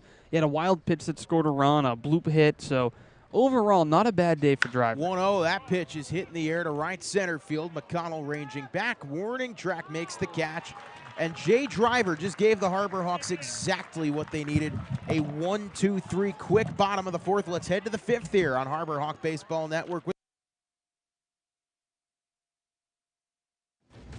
Bronk. What up, TB? What do you think my next move should be? Give it to me straight. Maybe it's just time I hang him up. I got one word for you. Retirement. If you retire now, you're gonna be walking on soft sand in a week. Just come to Florida and feel the wind in your hair. Retirement is like winning another one. Maybe I'll even join you. On the Spotty Network, this is what Tom heard. If you retire now, you're soft and weak. Just come to Florida and win another one. Maybe I'll even join you. Just go win another one. Like it's that easy, Gronk. Maybe it is. I still feel like I have a lot to accomplish. My goal is to win one more. And Gronk's coming with me. I'm retired from retiring? Mom, where are my football pants? Don't trust big decisions to just any network. Go with T-Mobile, the GO in 5G. And I'm not soft or weak either. T-Mobile is the leader in 5G. And the entire Cape League family. Top of the fifth inning, 4-2 Bourne. Our 2022 scores: Zach Berman, sponsors. Austin Dakuta, Drake Toll. Round 2, game With 1. much appreciation, we As recognize Apache by the Yawkey Sugar Hill Foundation, Gang comes Gibson back Selfies, in. Big Curry fan of the College, playlist here at the Bourne. 99 restaurants, The Love Coca-Cola Chat bottling at Cape is Cod, back, Badger baby. Sport, Zephyr I hats, love it. Cape The Cod game 5 is cent not savings complete bank, Milton without Cat, the Love Chat Mosquito Mary, and a little the Sugar Hill Massachusetts game. State Lottery, Hey, even though the Harbor and Hawks are more. down We will 4-2, be game's back still to you well next within inning for reach. the second You got half of this over half outstanding the game list of all left, sponsors. and it's a beautiful atmosphere and a beautiful night for baseball. Zach, I'm just happy to be here. Let me tell you this. Yeah, no, this Cunningham, 4 innings. I'm actually surprised to see him coming back out here for the top of the 5th. And although he's had some longer outings over the course of this year, I think that they may be stretching him an inning too long. I hope I'm right there. And it could be the fact that Bourne hasn't had an official day off since, like, I was 10. When Austin, it's been, what, 2 weeks probably since the Braves had an official day off? Wednesday. Yeah, it was supposed to be, no, because they played Katuitt. It was supposed to be Wednesday. It was, and it wasn't Monday because no. they traveled all They the way to showed up Katuitt to the and they were ballpark. ready to play. So it's been whatever day off it was after the All-Star break, so it was that Thursday. Wow. So then they played Saturday, fifth Sunday, Friday, it's the Monday, designated hitter Tuesday, for the Wednesday, 38 all the Michigan way State now State. to next Sunday. Jeff. You So know, that's over 10 days that the Bourne Braves have Wow. showed up to a baseball field, gone through their routine with the intent to play baseball. They've been calling the Bourne Bravos a lot. Yeah. Are you a Bravo truther? were they I don't think I've ever called them the Bravos, but like everyone does. Yeah, what? Just not going to get me to do that. Interesting. batter Mitch Jab, who weekly chops a first one, foul jab, 0 for 1 with a strikeout and a walk. Bourne does win the series. I'll give him a bravo, but I think I see what you did there. Yeah. Because Bravo is kind of the way to say congratulations. right. Then they'll get it out of me. Great. What are they paying you? Double it. Can't double zero. So we've been over this. I've seen double zeros before. Yeah, Robert Parrish. Much more. Yeah. The 0-1 pitch in the dirt, 1-1. You know, there is Dead a or alive, Robert Parrish? He's alive. I met him a few years ago. No way. You met Robert Parrish? I did. nice guy. Just side of the street? No, it was Side of the an street. autograph signing. Oh, that's cheating. I still met him. 1-1 pitch. It's scripted. Cunningham deals. There's a strike fastball. What's the best autograph you ever gotten, Drake? I'm not an autograph guy. Never have been. I would say the best is probably Brett Bielema, Houston Nutt, Dave Van Horn. That's a good one. Mike Anderson also. But pictures are my thing. You know, autograph is just, it's just a, you know, it used to be huge. Pitch fouled away. But now you have a camera in your pocket. So if you Yeah. meet somebody famous, you know, if you meet Ben Platt, I don't. you don't want an autograph from Ben Platt. Austin, you don't want anything from the guy. I saw, Ben Platt. I saw Waiting Ben through the Platt. window. He was in Glee. Pitch Perfect. Dear Evan Hansen. Dear Evan Hansen. He actually took Seen on the none of role of that. Elder Price, or no, Elder Elder Cunningham. Price. Elder Cunningham in the Book of Mormon. Yeah, I don't know if we can mention that on the broadcast, but we just did. 1-2 pitch. Laced to right center field. That's at least headed for the gap. Oh, it's caught by Horvath. Well, So at least heading for the glove. yeah, headed right for Kyle Horvath. He was able to get up under it pretty easy there and record the out. But Cole McConnell's at the plate, and that guy is good at baseball. That guy is good at baseball indeed. McConnell 1 for 2. He's got a strikeout and a single, a hard hit single that ended up not scoring Tito Flores. He did come home eventually on the error 2 batters later. Yeah, Cole's been swinging the bat really well. He likes to get into a situation where he can work himself to a hitter's count. Doesn't swing often on the first pitch. First pitch to McConnell. He does not swing. I don't know if I've ever seen him swing at the first pitch. No, I don't think so. It's cut down on his strikeout numbers quite a bit. The guy looks smooth through the playoffs. And, Zach, you already mentioned it. Hit a ball to Nantucket. No, Austin, you said it, Nantucket. Yeah. 0-1 pitch. That's way in the dirt. 1-1. Well, I can That tell was you. yesterday in Game 3. Yep, landed on a Highline cruise ferry, and the ferry was already docked at Nantucket, so basically already made it to Nantucket. Bounced right off and into onto the island, yeah. And onto, I've never been. What is on Nantucket? A lot of cobblestone roads. Oh, don't see those anymore, do you? That's about it. Destroy your tires. One pitch taken. And why are you bringing your car to Nantucket? Yeah, I didn't bring the car, No, so. no. You got to have some. Got to have a little bit saved up to do that. I hear Nantucket's an expensive place. Yeah, that's like what, $80 to take the ferry. Jeez. We talked about going down to Nantucket on an Cisco off day Brewery. earlier in the season, Yeah, and we just Cisco never Brewery. came around. The 2-1 pitch fouled straight back 2-2. You ever been to Cisco Brewery? No. Oh, that's a shame. Best off day trip I did this summer was Maine, without a doubt. Oh, you saw some buddies over there. Saw my brother. Oh, built-in buddy, huh? Yeah. Met my brother for dinner up in Portland. Does he even Portland, reside Oregon. there? Well, that's Maine. not in Maine. Oh, okay. Portland. Pickles. Is that in Maine or is that? The Sea Dogs are in Oregon, or in Maine. The Pickles are Oregon. Did McConnell go on that 2-2? They're going to say no, he did not. It's a good thing they said no. Yeah. Because if he did, the ball bounced away from Espinal, but Cole would have been out anyway trying to run on the drop third strike. So fortunately, they say he didn't swing. You And know, Cunningham's been good on 3-2 counts tonight. That's Yeah. the one area where it's like, all right, draw a walk, get something good. Aside from that Riku Nishida single and the 10-pitch at-bat to lead things off, he's been so solid with a full count. 3-2 payoff pitch, and McConnell wraps it foul. You know, I almost had it. It's about a foot away from Yeah. the jinx working right you there. see again, he challenges the guys with a fastball on 3-2, and with a lead, that helps your pitcher because he's now more confident that he can come in the zone with the heater. Yeah. And if he makes a mistake, it doesn't really give the game away at this point yet for the Braves. Not a guy to make a mistake to in Cole McConnell, who's got plenty of power. We haven't seen a home run tonight, have we? No, we haven't, despite the wind blowing out. Seen a ground rule double, but that's about it. Oh, I've seen about 6 of those here this year. That fence. 3-2 pitch incoming.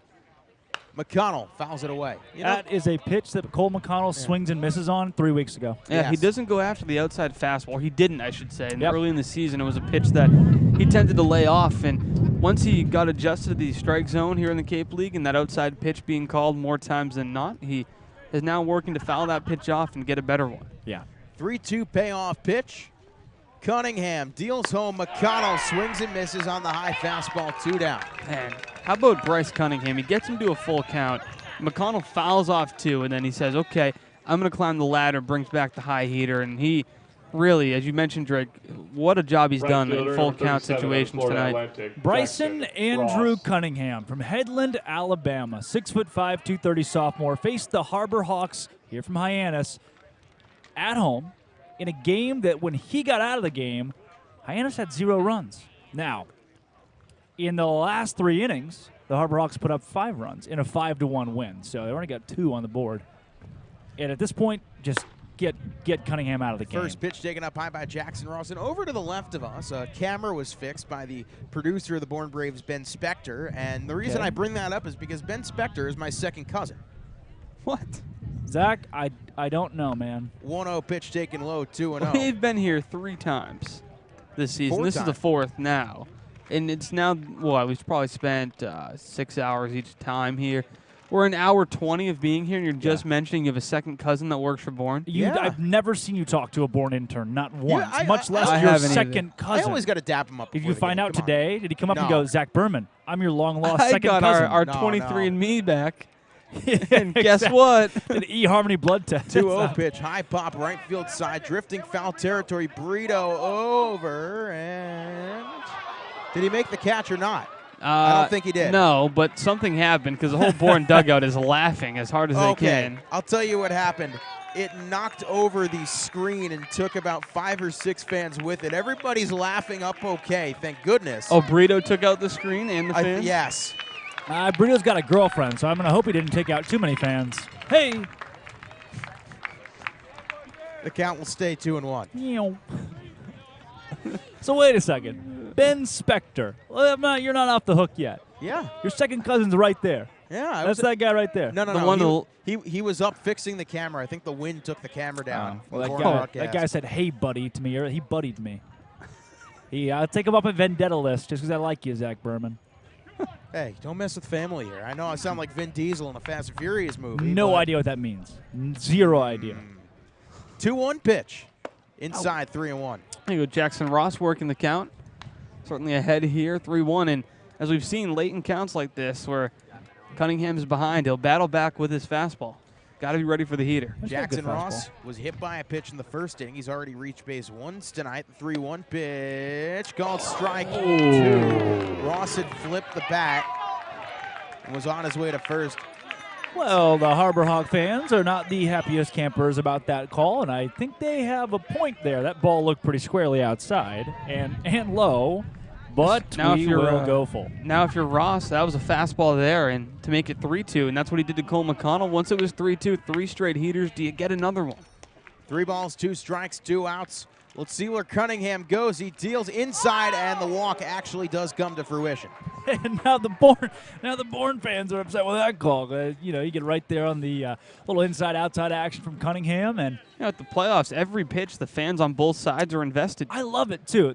I'm telling you, it's such a cordial. It's not a rivalry even. I wouldn't say Right. rivalry. It's such a cordial matchup every time these two teams play because the mutual respect between both squads, their fans, and I have a very good respect for Scott Landers for finally taking Cunningham out of this ball game. Well, Cunningham Thank you. has exited the game. He will 90 go 4 2/3, 95 5 pitches. You think Vanderbilt says, nah. Turn him loose. Yeah, let him do whatever he wants. We don't care. Bryce Cunningham will surely get a nice rowdy ovation from these Bourne fans here as he exits the game. And while we figure out who our new pitcher is, we're going to take a quick break. 4-2 our score on Harbor Hawk Baseball Network.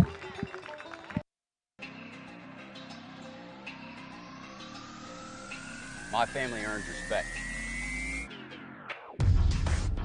My family clears bases. My family breaks records. My family wins MVPs.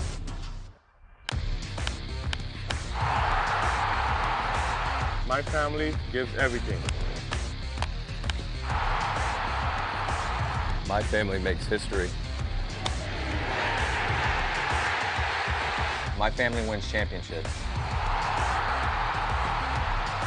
There's no family. There's no family. There's no family. There's no family like my family. Join the fam. Join the fam. Join the fam.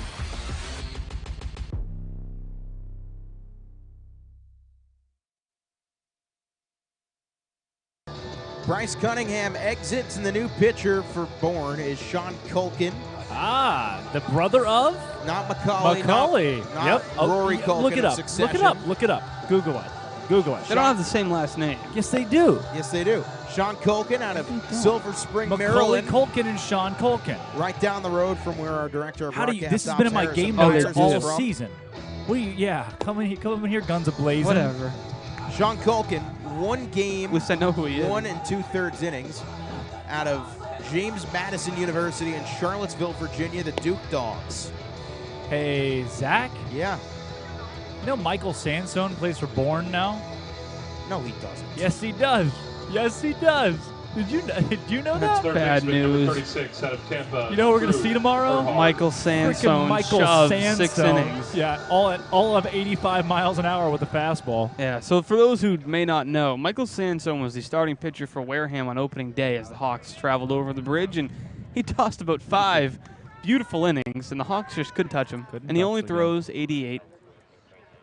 Well, the batter is Drew Earhart, takes the first pitch away. No way, I lied to you. He's not on Yeah, I was Bourne. about to tell you. He played for Bourne last year, though. I was looking at 2021's roster. That's good. I was going to say. That is rich. Sorry, you guys, for the heart attack. We're going to see him tomorrow. Imagine. 1-0. Pack up. Righty. Culkin deals, and Earhart pops it sky high. That's headed not that. Oh, that was not that far from us at all. That's really close. You kind of want that. Laying You there know, if it's somebody not that wants it. far. Well, there goes a child. Okay, you can have it there, buddy. I was going to grab that, but I feel like a humanitarian today. Drew Earhart. Hey, it's your cousin, your second cousin. That's not him. Oh. Hey, they look the exact same, man. 1-1 count to Earhart, who's been pretty spectacular these playoffs thus far. Yeah, I love that. Culkin's a guy that just got to Cape Cod. Earhart swings and misses. JMU guy who has an inning and 2/3 on Sean Cape. Culkin. This is his second appearance. 31 third innings for Harrisonburg in the Valley League. 3.45 ERA. Valley League. My 20 dad played strikeouts there. to 13 walks. The 1-2, Culkin. Sets and deals the pitch. Outside, 2-2 to Drew Earhart. Yeah, Colkin 85 to 89 with the fastball. So go ahead and pack it up. So we'll that see is you later. Michael Santo. That is it. Well, Santo's a lefty. So Colkin 29% change-up, 15% slider, 1% curveball. 2-2 pitch. Colkin deals, and it's laced into right center field. That's dropping fast. That will drop for a base hit. So Drew Earhart has reached base 2 out of 3 times today. He sits off of first. Jackson Ross will motor over to second, and with 2 outs, Pancho Ruiz, who has the game's only RBI for Hyannis, because you don't get an RBI for reaching on an error, steps to the plate. He reached on a 4-pitch walk. Pancho, jump on it. That's what they played prior to this inning. You heard it. You heard it. And here he comes to the plate, Pancho Ruiz. And if he jumps on it, the Harbor Hawks could take the lead right here. Pancho Ruiz, who has been quite good this season as of recent. Defensively, he's been rock solid. Lights out in that last series. First pitch taken up high and away, called a strike. First catcher to throw out Enrique Bradfield Jr. between Vandy and Katuitt in like a year and a half. No comment there, Zach. I'm going to have to lay off of that one. Yeah, probably made Pancho's day. Yeah, probably did. Wonder where Enrique Bradfield Jr. is now. Was on a strike him out, throw him out double play. The 0-1. Pancho lines it to right field, ranging over Hyannis. He dives, it gets by him, and it's going to roll the fence. Scoring is Jackson Ross. Right behind him is Drew Earhart. Pancho at second. The throw home is in time to get Earhart. It will score a run and end the inning. The Hawks so close to tying this game, but an RBI double for Pancho Ruiz makes it 4-3. I'm fine with it. Sending Earhart being aggressive. No. Why not? I'm not complaining. No. That is exactly what you do right there. You're within one now. Yep, and now following Ruiz, Patelli, Shonowell, Flores, not a bad spot to start back off, coming back up. How about Pancho Ruiz? 2 RBIs in 5 innings. The Harbor Hawks through 4.5 trail this one 4-3. What are you looking forward to? Adding a takeout window. And more locations. Paying off my student loans. Juggling my 4 small businesses and staying sane. Raising my allowance. Finishing my painting and starting the next one. Catching a keeper. Cashing anything. Making the most of my retirement. Checking my balance and hopefully having one. Whatever you want for your family, your business, or your community, talk to us at Cape Cod 5, because we're looking forward to helping you. This is your time to change your career, to advance your skills, to follow your dream.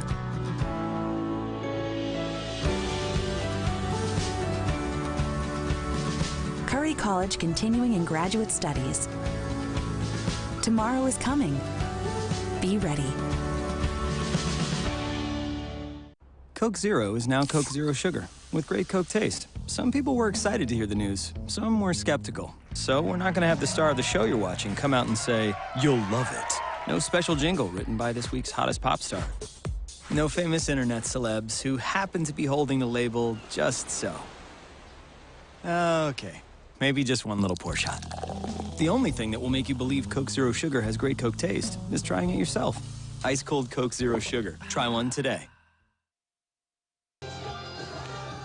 4-3 our score, bottom 5, Zach Berman, Austin Dakota, Drake Toll, and we are in this position because of the man behind the plate, Pancho Ruiz, 2 RBIs, and that one an RBI double that very nearly tied the game as it got past the diving glove of Ryan Hyannis, and there was the cutoff, Matt Shaw with a dart home that got Drew Earhart lunging for the plate in plenty of time.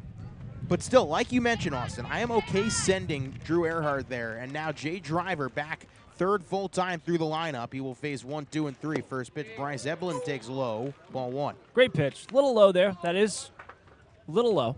But Pancho with a great frame back up. That guy's gotten so good behind the dish, huh? He really has. He's progressed nicely as the season's gone along. And defensively, you've gotten to the point where you are confident with him every day behind the dish that nothing will get past him. 1-0 taken up high, 2-0. And if you're Jay Driver, you need to keep this a 1-run game. Keep it within striking distance. Finish off the 5th, you know. Go out and your pitch count is not low. You're at 71, but they let Cunningham go 110. 2-0 pitch hit on the ground to Riku Nishida, makes a nice stab with the glove and flips it sidearm in time for the out. Say this, Nishida played that a little dangerously. He's running in on it instead of getting down in front of that baseball. He's done it all season long. He usually drops the glove to his left, and that's why he had a high uptick in errors earlier this season, especially getting bad hops. That's a lot of trust in your own defense. Right there, it pays off, but what you want to see is growth. The MLB scout's going to ask him the same thing. Go get down in front of the baseball, charge it in, but make sure you safely make those kind of plays. The batter now, Mac Horvath, who's popped up and hit into a 6-4 force, takes the first pitch, low ball 1. Your final numbers on Cunningham, now that we know how that inning ended. First, the 1-0. Pop foul 1-1. 4 2/3, 3 hits, 3 runs. Only 1 run of them was earned. 3 walks, 8 strikeouts. You know, there are a lot of Harbor Hawk fans here tonight. I mean, there are. I'm looking behind me and sitting up behind all the tape and red tape and stuff. So many Harbor Hawk fans made the trip out. 1-1, misses a touch low, 2-1. Great pitch. I mean, that's hundreds of Harbor Hawk fans, at least 200 Harbor Hawk fans here tonight. This is a great crowd on hand we have tonight, both sides.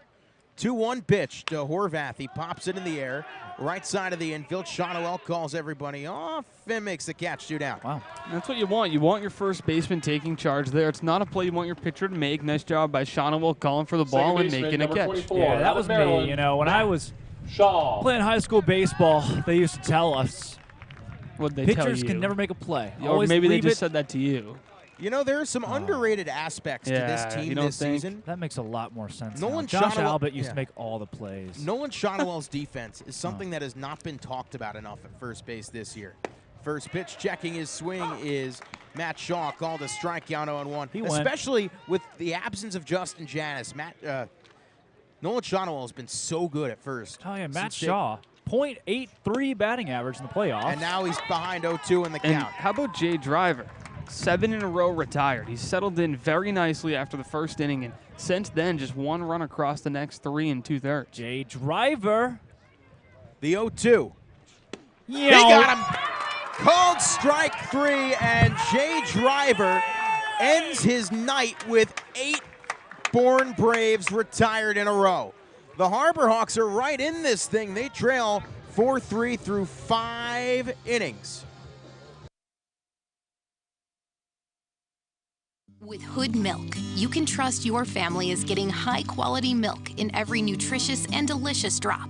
It begins here on farms that Hood selects, with farmers who uphold the highest standards and who pledge to never use artificial growth hormones. And you'll see that care continue right to your home with our Light Block bottle, which protects the fresh taste of your milk. At Hood, we never stop caring about our milk because you never stop caring about your family. Always good, always Hood.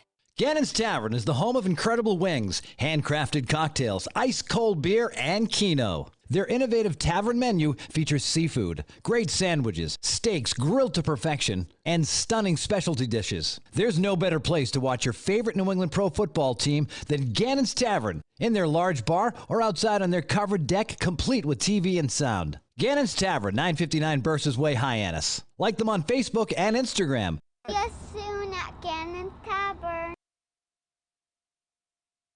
Top of the 6th inning, still 4-3 our score. Zach Berman, Austin Takuda, Drake Dole, and it is still... So a couple of things I learned, Zach, in that break.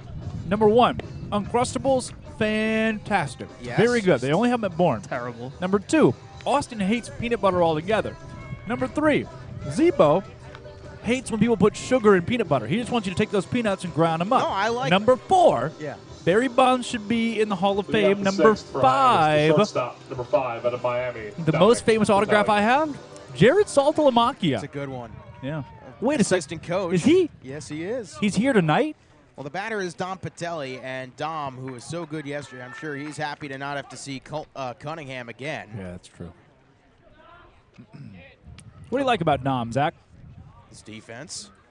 He's got that pop in the bat. One swing can tie this game up. Takes a called strike. Yesterday, I mean, he was seeing the ball really well, and as I mentioned, didn't matter who threw it through because he reached base 5 times against 5 different arms. Yeah. Culkin deals home the 0-1. Dom takes low, 1-1. We mentioned Barry Bonds because I was going to say, I actually told you guys in between the break, best autograph I have is Barry Bonds. Wow. Who 15 years ago today hit his 756th home run to pass Hank Aaron. 1-1 pitch, hit on the ground right to first baseman Brito, who will take it to the bag himself, 3 unassisted. Tito follows up Nolan Shonowell. First And baseman, if Nolan number 12 Shonowell out can of get Florida on, Atlantic, Nolan Tito Flores Shonowell. can get on, or the Harbor Hawks flip the lineup back over with Riku Nishida, I would enjoy that. You know, it would be cool if Nolan just went down and golfed one out of here like we saw him do yesterday. Nolan does hit home runs. He does hit home runs. That is a matter of fact. Barry Bonds hit 73 home runs one year. First pitch, Shonowell takes inside corner, called a strike. If Barry Bonds, I think if you take away all of his home runs, he still has like one of the greatest OBPs of all time. Yeah, he finished with a lifetime 444. Yeah, so that'll play. unbelievable. Anyways. Here's a baseball game. 0-1 pitch to Shonowell, takes a little bit low, 1-1. Speaking of Barry Bonds, Nolan Shonowell's bat. Yeah. Yeah. That guy's OBP. Very good. Very good. And the way he hit that ball at Katuitt a couple days ago. Also very good. In game 1, yeah. Looked like Barry Bonds. 1-1 he hit inside him. that get Shonowell on the foot. He's going to say no, it didn't. You got to sell that. Yeah, Nolan's, he wants to hit. You see, I think it did hit the front because you saw his toe. He shook it a little bit right there. We've seen at least one guy get hit and try to. So who was it? Justin Janis get hit and then show the umpire the laces on his arm to take first base. 2-1 pitch. Shonowell laces it to right field, right at Brito again, and for the second straight play, 3 unassisted. I think Rocco Pepe also did that at some point this season where he got they hit. didn't get the call either. They didn't get the call. Yeah, another Left hard hit fielder, ball. number The Hawks 34 are out of seeing it well Michigan, tonight. Tito Just Flores. unfortunately hitting it right at the Bourne Braves defense. Well, figure, as you mentioned, if the Harbor Hawks do tie the game, no ties, it's the playoffs, extra innings. Oh, I don't know if my heart I could was handle told that if we tied, we had to come back and replay game 1 tomorrow That from will jump. not be the case Okay, because we do okay. have lights here. Confirmed? We do have lights. We'll have lights this whole series. I was told we had to start it over, though, if we tied. Yeah, 3-9. no. Okay. No, not starting anything over. Yeah, series is 0-1. See you in Buzzards Bay tomorrow. First pitch to Tito, taken inside 1-0. Yeah, Tito's had a couple of good swings tonight. A line drive back up the middle and a line drive to third. So certainly feeling confident at the plate, and he should be. He's swinging the bat really well. 1-0 to Tito Flores.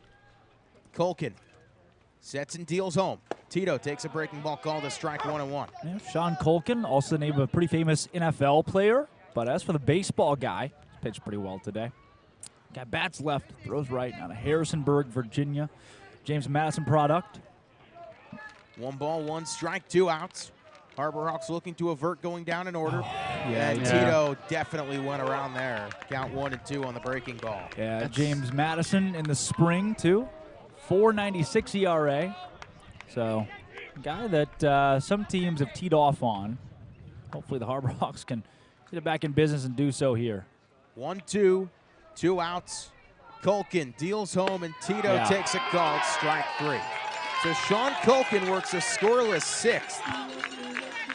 And before we send it to the break, we're going to send things to our baseline reporter, Bria Losick. Thanks so much, Zach. Well, it can't get more full circle for Hyannis manager Eric Beatty. Skip is very familiar with the Braves as he played for Bourne during his time in the Cape League. He was elected into the Cape Cod Baseball League Hall of Fame, posting the second lowest ERA in league history. Now he's coaching in the West Division Finals against his former team after being named 2022 Manager of the Year. Back to you guys. Don't forget to buy tickets for tonight's 50. Thank you, Bria. We'll take a quick break here on the Harbor Hawks Baseball Network. When it comes to buying or selling a home, you need a partner, not just an agent. For over 50 years, Gibson Sotheby's International Realty has set the standard in excellence and performance. A seasoned team that has thrived throughout all markets. Our agents live and work in your neighborhood and understand you. We are over 170 agents strong, backed by an in-house marketing team and global reach that is second to none. From studios to penthouses, purchasing to renting, our team provides unparalleled real estate services. This is your time to change your career, to advance your skills, to follow your dream.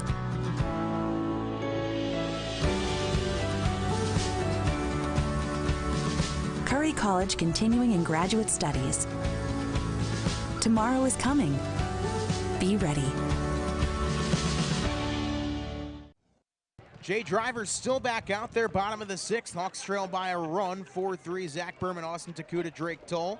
I like this decision by Beatty to keep him out there. First pitch, Driver takes inside 1-0. Yeah, he's retired 8 in a row now, so might as well leave him on the mound and see what you at least get from him to start the 6th inning. Would be nice to take some pressure off the arm bar. 1-0. Driver deals home, breaking ball called strike. Brito has been good tonight. Yes. Yes, he's 1 for 2 with a loop double and a run Correct scored. statement. Pitch taken a little bit up and in. I like that pitch from Driver. I like the frame from Poncho. Just a little late with that one. Maybe you get that call. Close enough to probably get a 50-50. 2-1. The count on Chris Brito out of Rutgers. The pitch is swung on. Fouled straight off the ump. That's not gonna tickle. Right off the chest plate, but taking it like a champ though behind the dish. Gets a hearty round of applause from the Bourne dugout. Bourne dugout. Says he's built different. He's built different. I like that. Those guys got some spunk over there. Spunk? They still using that word? You are. I guess so. 2-2 pitch, and it's called strike 3. Jay Driver.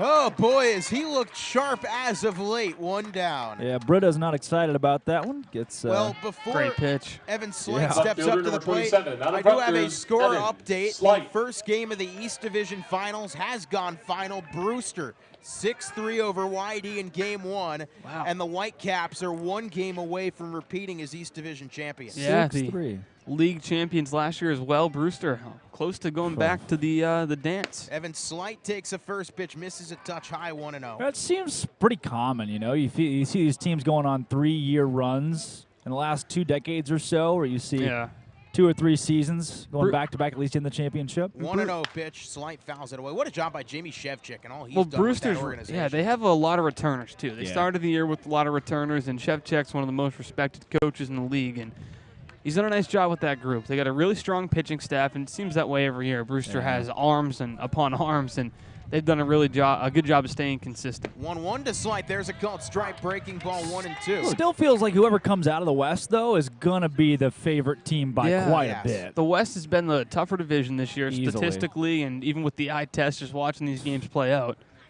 1-2 pitch, righty-lefty. Jay Driver is retired 9 in a row, pitching the dirt 2-2. Yeah, I think Hyannis wins 25 games in the West, or in the East, I should say, compared to their 21 in the West this year. It's interesting. There is one ballpark all summer that the Harbor Hawks have not won at, and it is Brewster. That's the only one? Only one. That's actually a good stat. They've won everywhere else. Wow. 2-2 pitch incoming, and Jay Driver has now retired 10 in a row. Swing and a miss. Jay Driver, it's his ball game until it isn't at this point. You know, let him throw 125. There's if no Harvard action. calls upset, that's okay. No action in the right field arm bar. Nothing besides him hanging on the fence. Yeah, and the sun has gone down too. Once you hit 8 p.m. here, the ball stops carrying as well. After the sun goes down, the wind has died down a lot. The last of the Rutgers guys here in the 6th, Josh Grauer takes a first pitch, low ball 1. Grauer's letting him know about it too. The big head shake right there. Out of the zone, out of the zone. Jay Driver has not gone longer than 5 innings all season. That's only because he's made 2 starts. This is his third. Swing and a miss. Jay Driver is... I love his headshot too. Man. Harvard guys just took their headshots right in front of a brick wall. Out of Right Wellesley, outside. Massachusetts. With an iPhone. 1-1. Swing and a miss. Is Driver that good? Or are they trying? No. Jay Driver is that good. Are you sure? He struck out 8. He's 1 pitch away from striking out the side and striking out 9. He has gotten better as the game has went on tonight. He struck out the first 2 Rutgers Scarlet Knights this inning. Can he make it 3 in a row? The 1-2. Oh, he just misses outside. That's a really good take there by Grauer. I mean, very, not a strike. That's very not a strike. Right. It's not. It's off the plate. But what a take! What a really good eye for what is a ball and a strike. 2-2. Driver deals, and it's weakly tapped, just foul. Man. Well, there's a reason Kuroda Grauer was added to this team late and is right in the middle of their lineup. Fights off a tremendous pitch from Jay Driver, and this guy is putting up a tough at-bat. Jay Driver, 93 pitches, the closer out of Harvard. The 2-2. Fouled back again. Man, Kuroda Grauer is battling.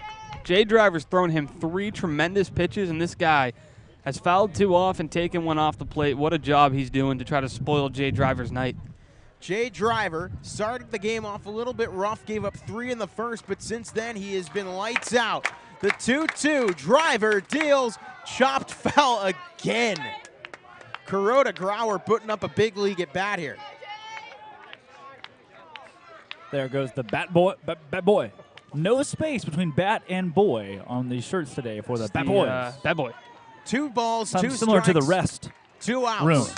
Jay Driver deals home, fouled off another one. That's another one. Bat boy. At bat of the night here. This is an incredible battle between one of the best arms the Harbor Hawks have to offer and one of the best bats that the Bourne Braves have to offer. 4 straight foul balls. The 9th pitch of the at-bat comes next, and I got to think he might try to go back to the slider. I say fastball. 2-2. He got him! Jay Driver! What a performance. He strikes out the side in the 6th. Let's go to the 7th. The Harbor Hawks trail by 1 here on Harbor Hawk Baseball Network.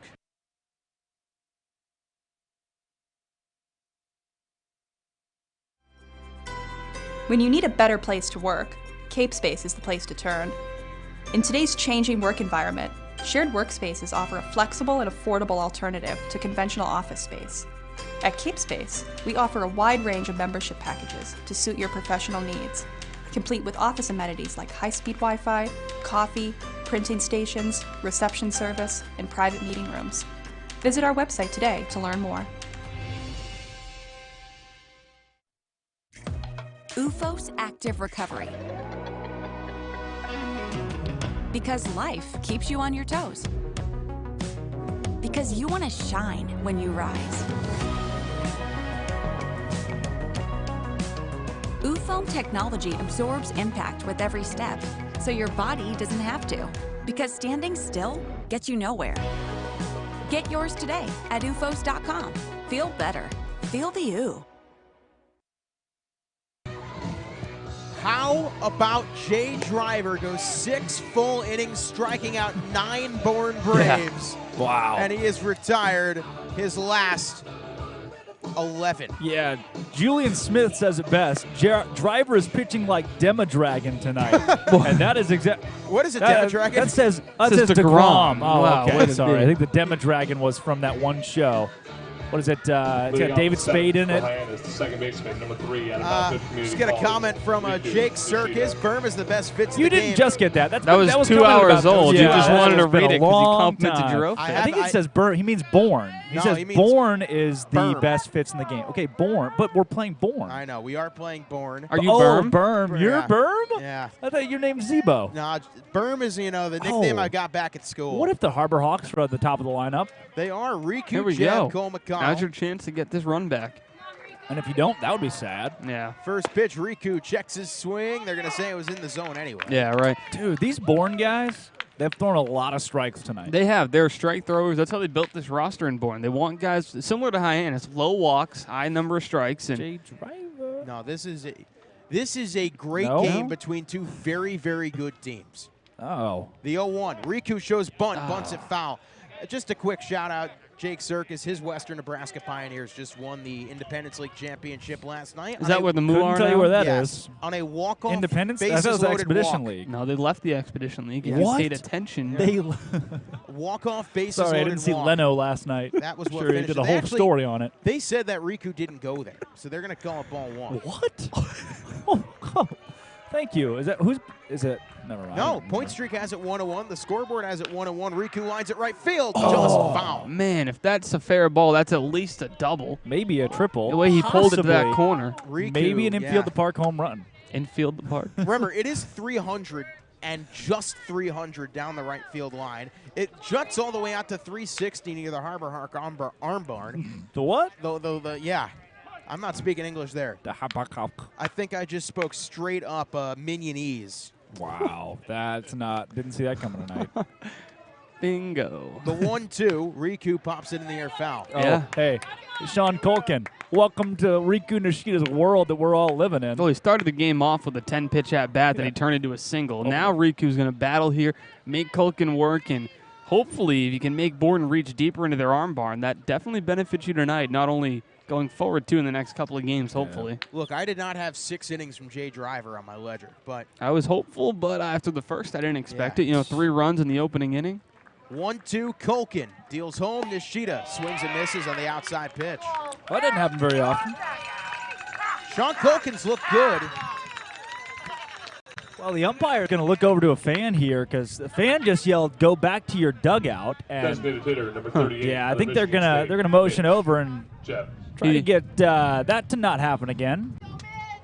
There's so much respect between these two organizations. So yeah, tonight's been so pristine. Yeah, tonight is everything you come to love and expect out of Cape Cod League baseball. First pitch, Mitch Jebb takes a called strike. Boy, count 0-1. The pitching staff for Bourne, they've just been feeling it tonight. No, I have been very impressed. Yeah. The 0-1, Culkin. Righty-lefty deals home to Jebb, and Mitch Jebb pops it sky high in the infield. Culkin gets called off, and now the catch is made by Bryce Eblin for the second out of the inning. So Riku and Jebb leading off, no big problem for Sean Culkin. Yeah, I mean, this is a part of the order you were hoping to do damage, but it ran into a buzzsaw on Sean Culkin, who's been really good so far through 2 complete.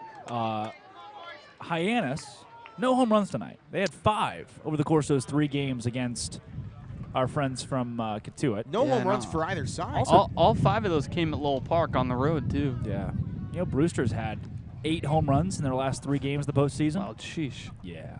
First pitch to Cole McConnell, taken up and away, ball 1. I think Cole McConnell had one of those 5, if I remember correctly. Yeah, he still did. hasn't landed. Yeah. 1-0 to McConnell, righty-lefty. The pitch, McConnell takes a called strike in the inside part of the plate. It's a great pitch. The count now, 1-1. Yeah, no home runs tonight, despite the ball being juiced up a little bit. The ball's what? 1-1. McConnell takes inside, 2-1. We'll see what Cole can get here on 2-1. Expecting a fastball. Yeah, those All-Star Game balls, which they're using tonight, they've been using in Brewster. They fly. Wow. We've only seen a couple weird bounces. They have used different baseballs at different ballparks through the postseason. How nuts is that? That's a true story. 2-1 pitch. McConnell lines it right field. That's tailing down, base hit. Cole McConnell, will he round first? He will take that big turn but hold.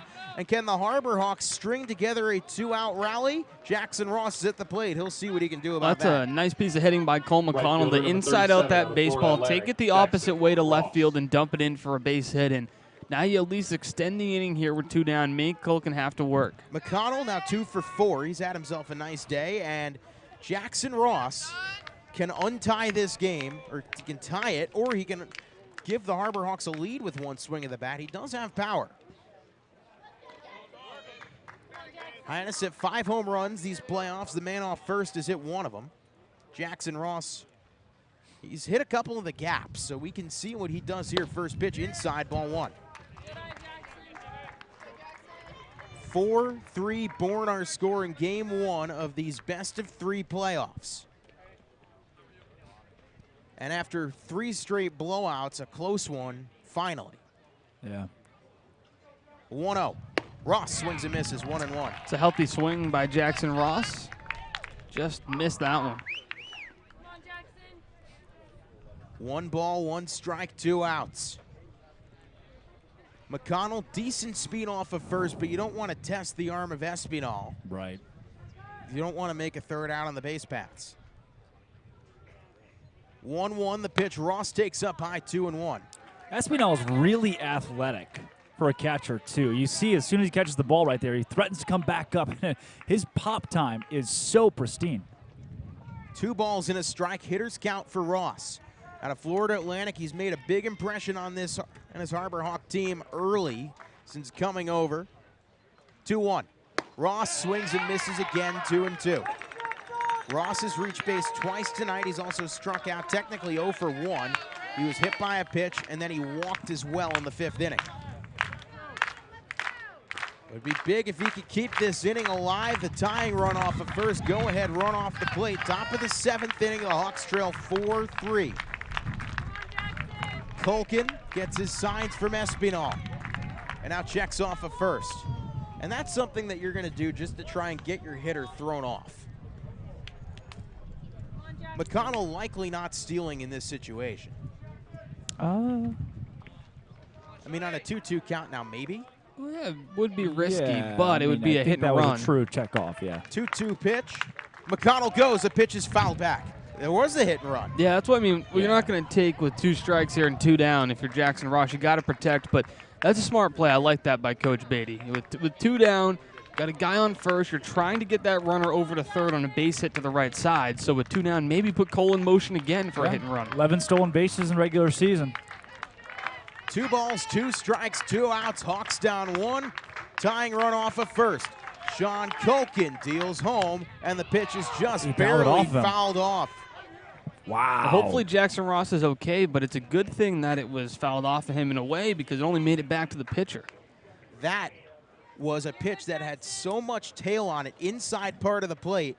The fact that Ross even got anything on it, that's a great piece of hitting to keep the inning alive. Ross will shake it off here, step back in, and that's a guy with a lot of confidence, and he should have that for what he's done so far here. And today, in a 1-run ball game with a 308 batting average across the playoffs, he's got an opportunity to really do some damage.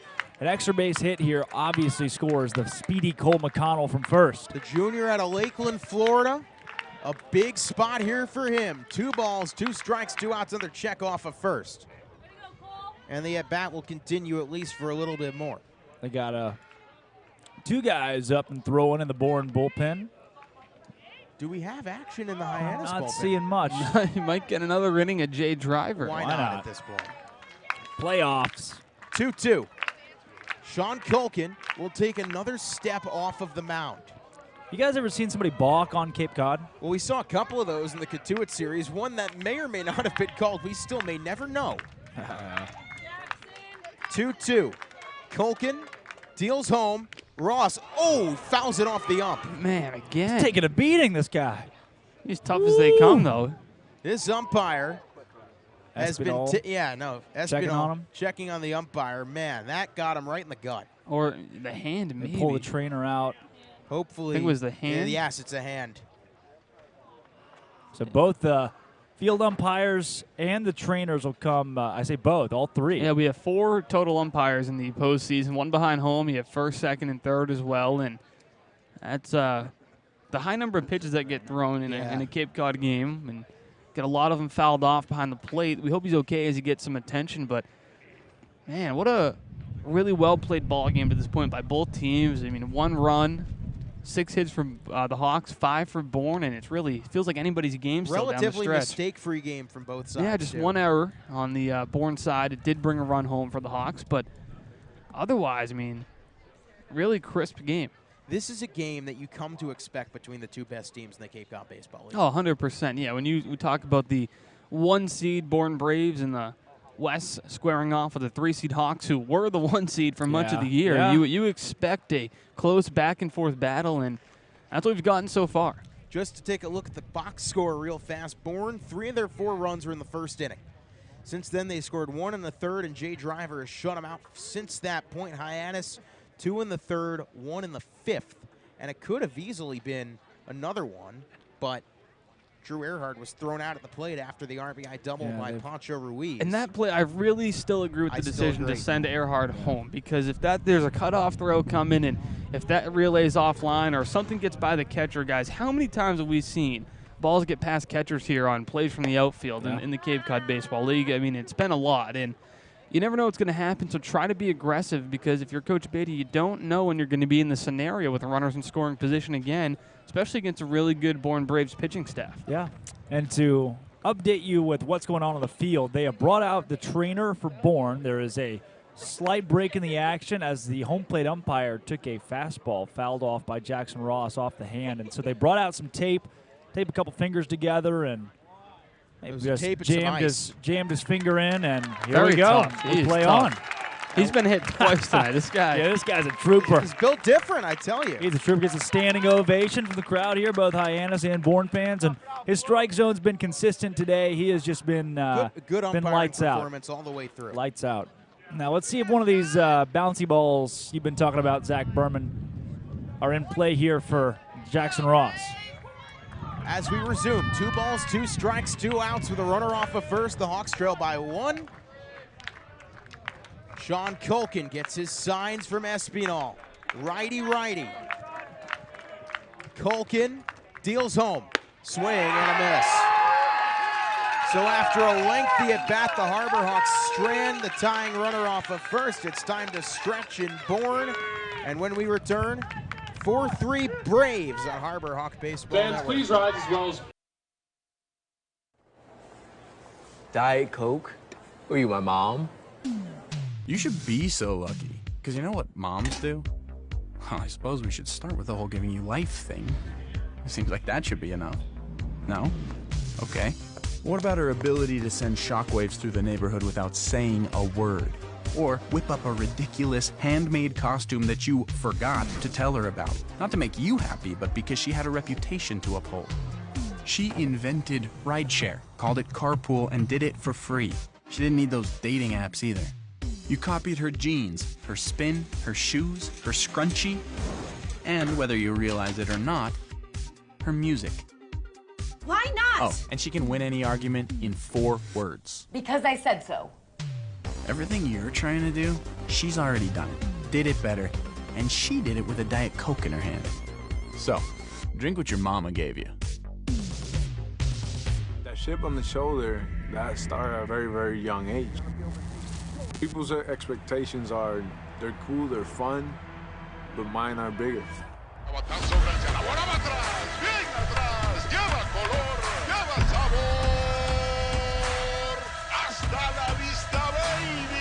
When you play in New York, they want to see winners. It doesn't matter if it's a Monday or a Friday or a Saturday. You gotta come with it, or those fans will let you know. Pick one thing from me, pick one other thing from another player, make it your own. You turn to who you want to be.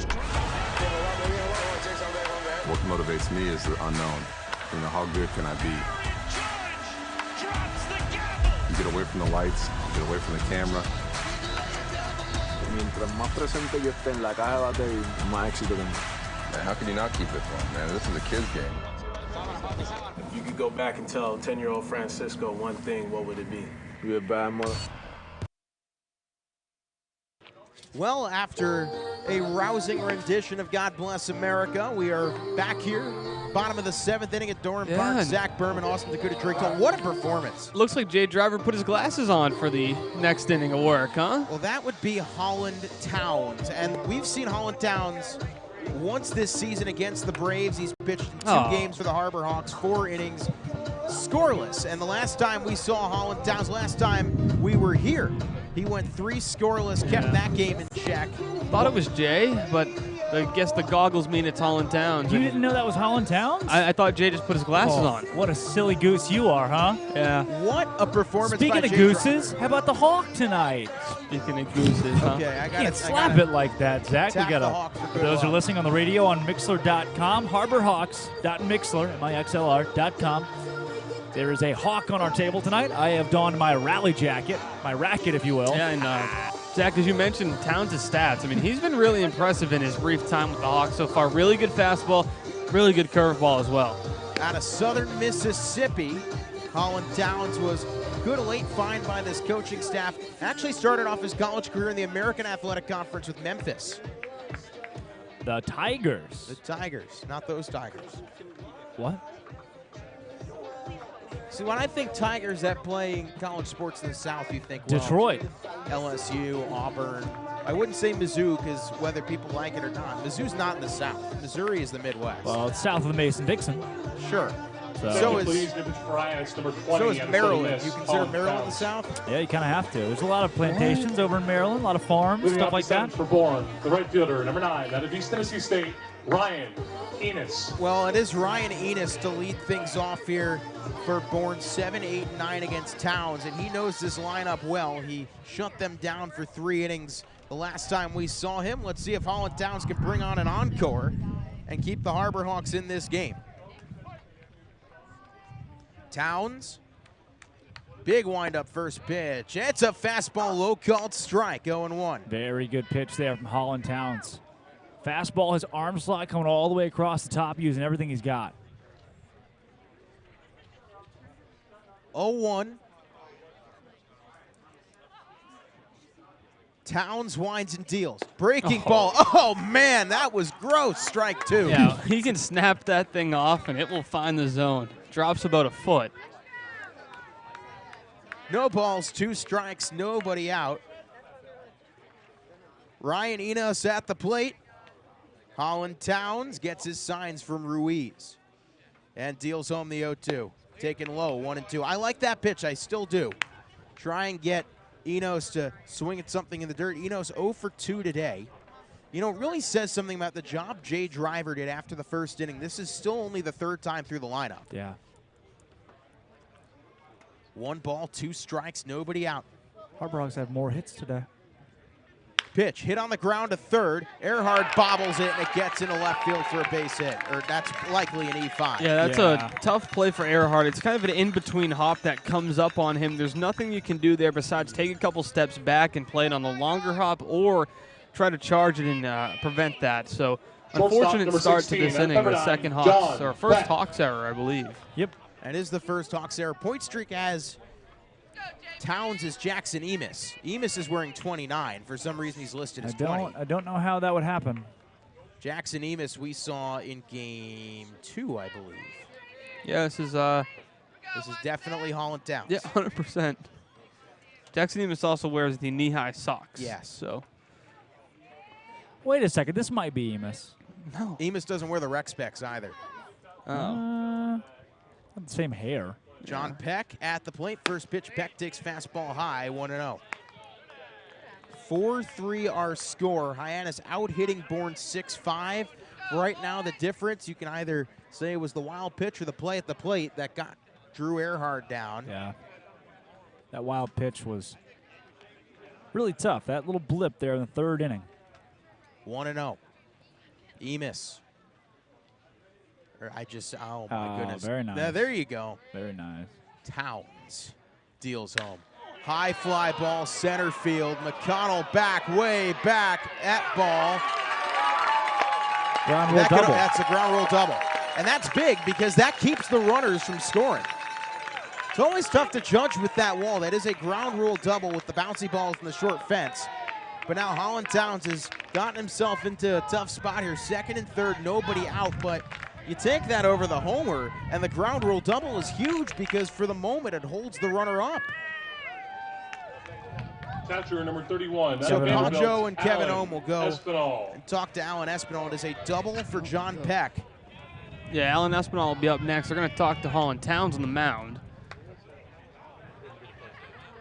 So how do you attack this situation? You have to get Espinal out without bringing home that run. I think you get Espinal out. You think about giving Eblin first base and put the double play in order for Matt Corvette. But that puts the entire game right there. Well, still right here with 2nd and 3rd and no out. So. But yeah, you definitely have to attack Espinal. If Horvath does something, then that puts up Matt Shaw with a chance to possibly put this game in the coffin. Yeah, or you just leave. You want to face Bryce Eblin with 2nd and 3rd, first base open. The guy's torched the Hawks. I would not. But this is, it's a sticky situation, and Holland Towns definitely has the stuff to work out of it. So Alan Espinal, who is offensive timeout there and a 3rd mound visit of the night for the Hawks. Espinal 0 for 2.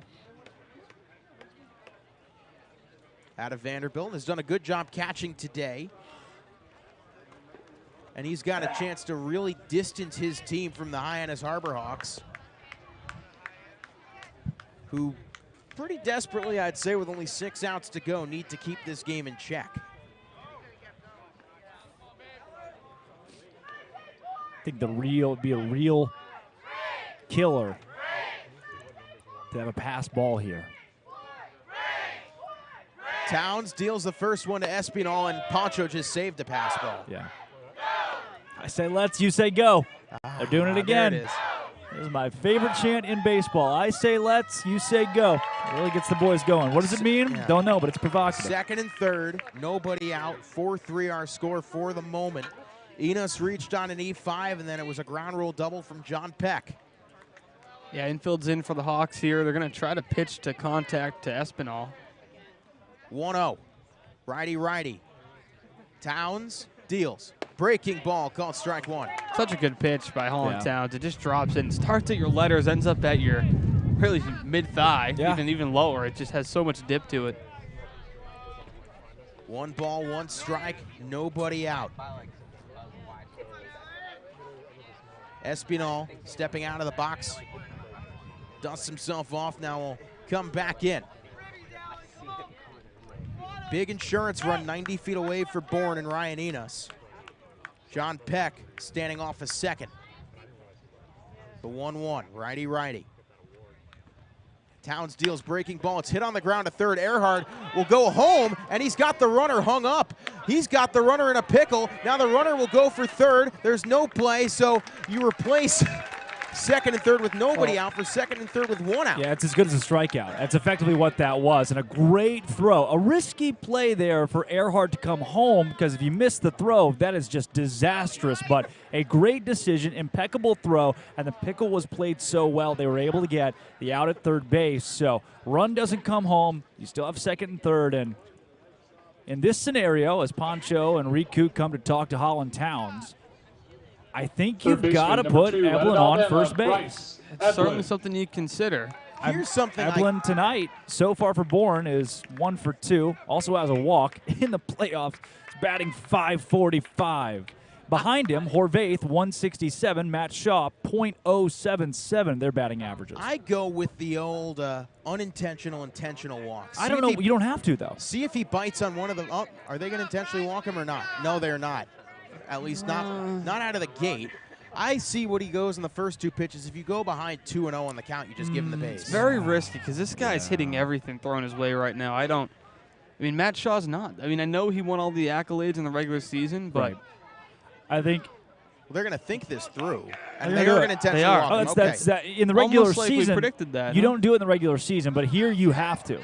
That is a great call by Eric Beatty. Even if it comes back to bite, look, if Horvath hits a home run right here, I don't care. That is still the right call to put Eblin on first base. I don't want to be the guy, but I told you so. That's how it was going to play out. I mean, you can't possibly pitch to the left-hander Bryce Eblin in that spot. Now you face Horvath, and then Shaw's on deck. Righty. You look at the numbers. Horvath 167 this playoffs. Matt Shaw 077. So you have a chance here to face a couple of guys who haven't been making the best contact. Obviously, their regular seasons were really spectacular, but now you got a chance to spin the double play and limit the damage. Bases are loaded. 1 out, bottom of the 7th. Hawks trail 4-3.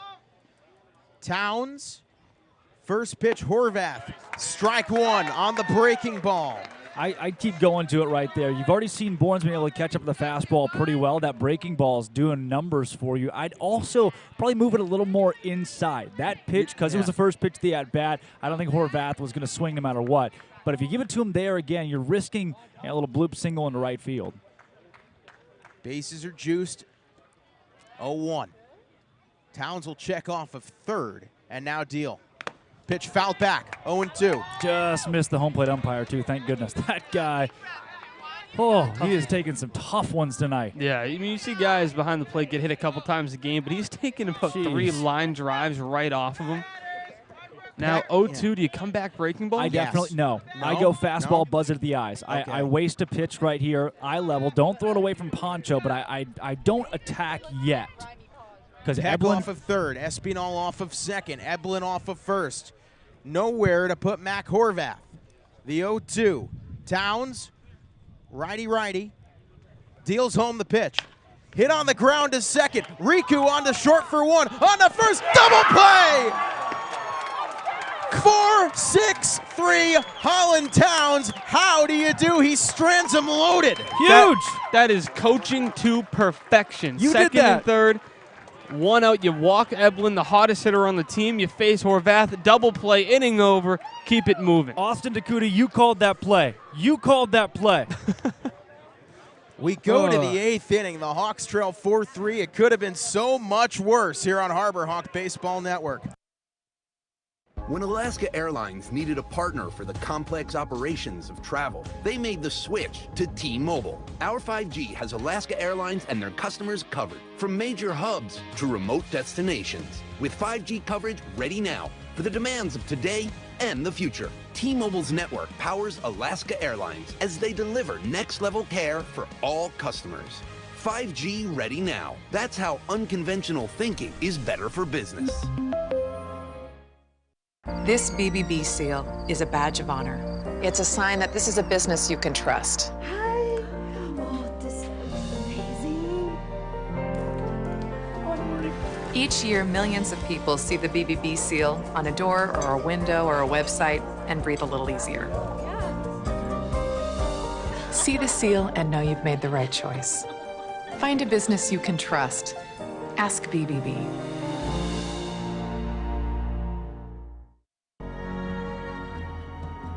If you live here, fun is your thing. If you live here, tough is your thing. Smart is your thing. Caring is your thing. If you live in Massachusetts, community is your thing. Since 1972, the Massachusetts State Lottery has provided over $25 billion to help cities and towns with the things they need most. If you live here, giving is your thing.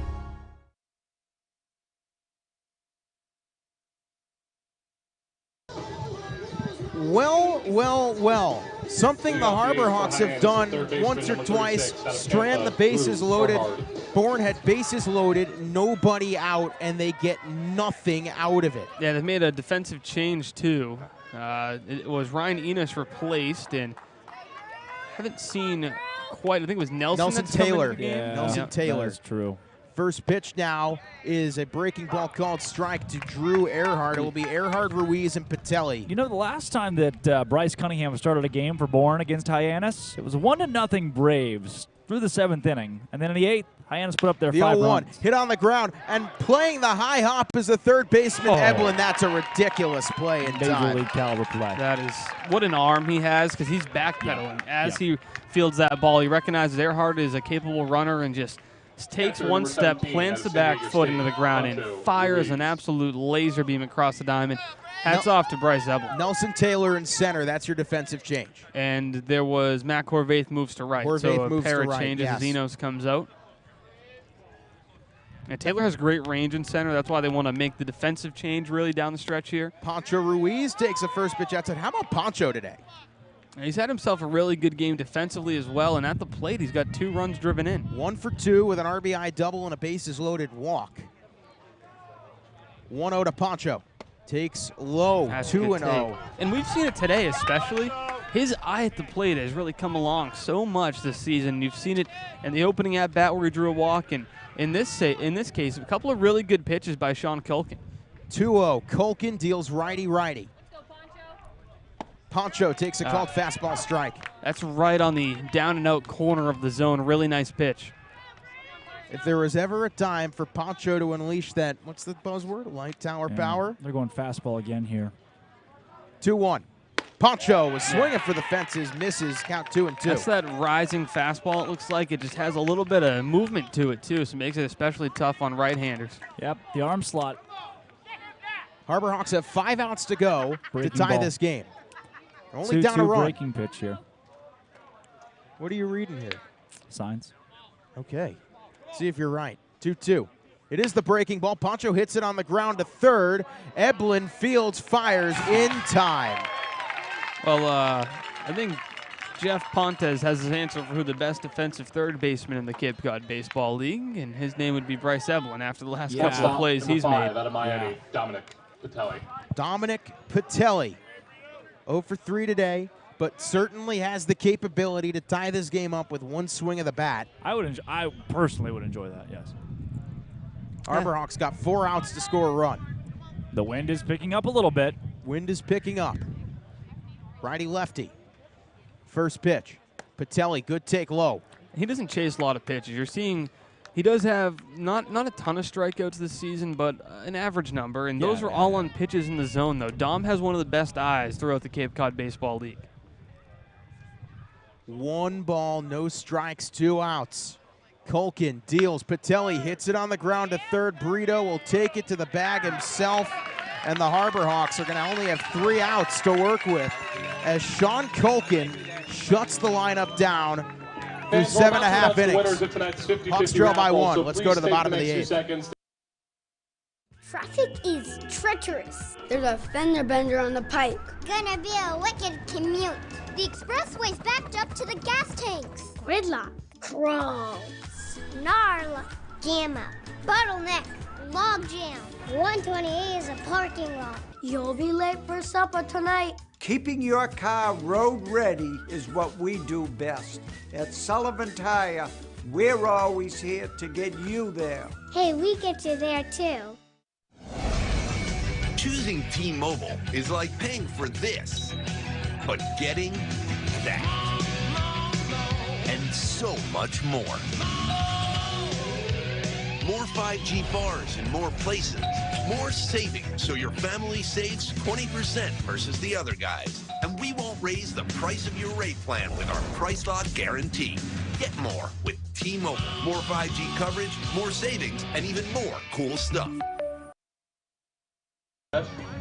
Colin Towns back out for the second inning of work for him as he induced a bases-loaded no-out situation and got himself out of his own jam. Bottom of the 8th inning, Zach Berman, Austin Takuda, Drake Dull, Harbor Hawks trail this 1-1, and it's up to Towns to keep this game within striking distance.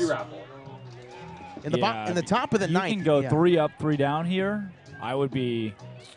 I like your chances a whole lot more of getting a rally going in the 9th. In the top of the 9th inning, you're going to have Shonowell, Flores, and Riku. You know, Zach, in every single game of the Katuitt series, the score was a combined 10 runs or more, and one team had at least 9 runs in the game. Today, 4-3. Jay Driver. Yeah. Jay Driver, after that first inning, was amazing. Bryce Cunningham, also amazing. Matt Shaw during the regular season, he was, well, what do you know, amazing. Shaw today, 1 for 3, a single and 2 strikeouts and a run scored. Also an RBI to his ledger. First pitch, righty-righty. Towns deals, and it's a fastball strike low. How about Holland Towns, who conceded a base runner on an error and then hit a ground rule. How big is the ground rule double? Because if that doesn't go over the wall, likely scores the runner. And because of the ground rule double, you can only take 2 bases. Yeah, he had second and third with nobody out and got out without a run. The 0-1, there's that breaking ball, dips a little bit too low, 1-1. Just a really good take by Matt Shaw. Yeah. Guy's got solid plate discipline. He's just so good at everything. One of the many reasons he was the player of the year. Yeah, there's not anything he's not good at. 1-1. That's hit a long way to right. Backing up is Ross. He's under it in the corner. And did he go down and make that catch? He did. Oh, man. Wow. Jackson Ross overran that baseball by a bit. Slides in to make the catch right near the wall. Not a pretty catch, but an effective one. I thought that ball was gone off the bat. I think at 6 p.m. that ball's gone. With that 300 down the line into the corner, yeah, it's a little bit precarious, but however you slice it, it's out number 1, and the best hitter on this team. Other than a first-inning single, the Harbor Hawks have bested Matt Shaw today. And on the ground rule double in that Shaw long out, you're seeing what happens if Towns happens to hang the breaking ball a bit. Yeah. There's that breaking ball. He didn't hang that one. It's called strike 1 to Chris Brito. He likes to throw it for a strike. That's his strike pitch. He'll steal one on no balls, no strikes for the first pitch of an at-bat, and he can also throw it to try to punch you out. The 0-1. Shaw. He has shaken off 4 pitches. Flying out, now the pitch taken up high, 1-1. There is an arm warming in the Harbor Hawk bullpen. I assume if we see a bottom of the 9th, it will be Ty Langenberg. Yes, it is. That's 15. Yeah. It is Ty. 1 ball, 1 strike. The pitch from Towns. Breaking ball, cut on and missed. 1-2. Right over the top. Nasty.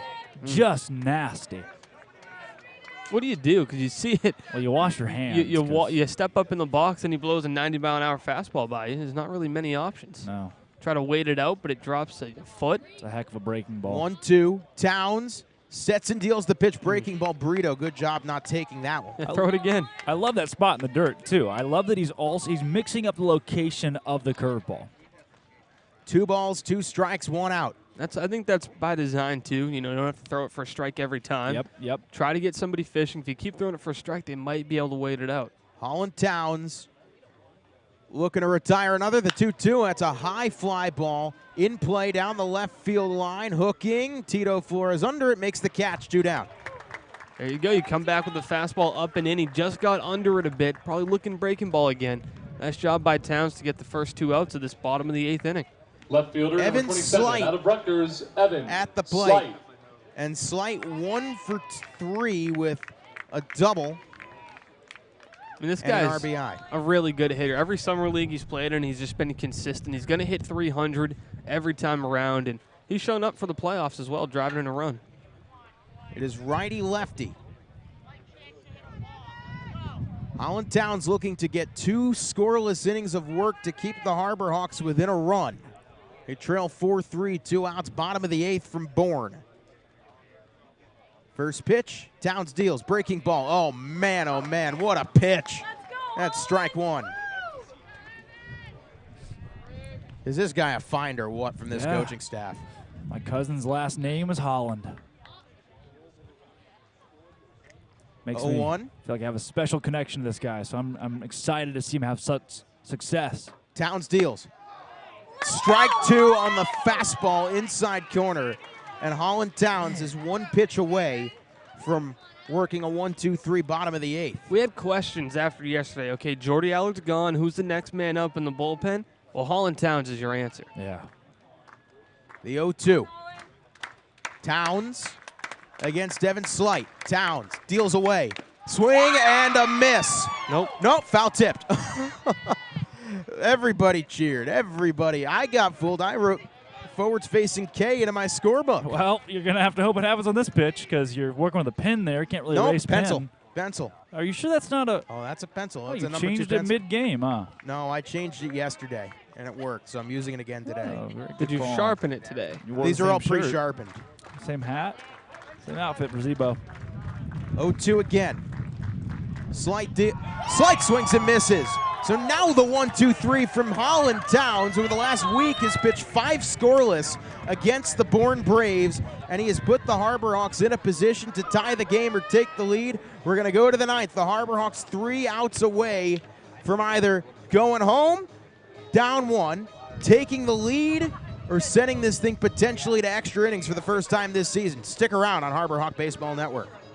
When Alaska Airlines needed a partner for the complex operations of travel, they made the switch to T-Mobile. Our 5G has Alaska Airlines and their customers covered, from major hubs to remote destinations, with 5G coverage ready now for the demands of today and the future. T-Mobile's network powers Alaska Airlines as they deliver next-level care for all customers. 5G ready now. That's how unconventional thinking is better for business.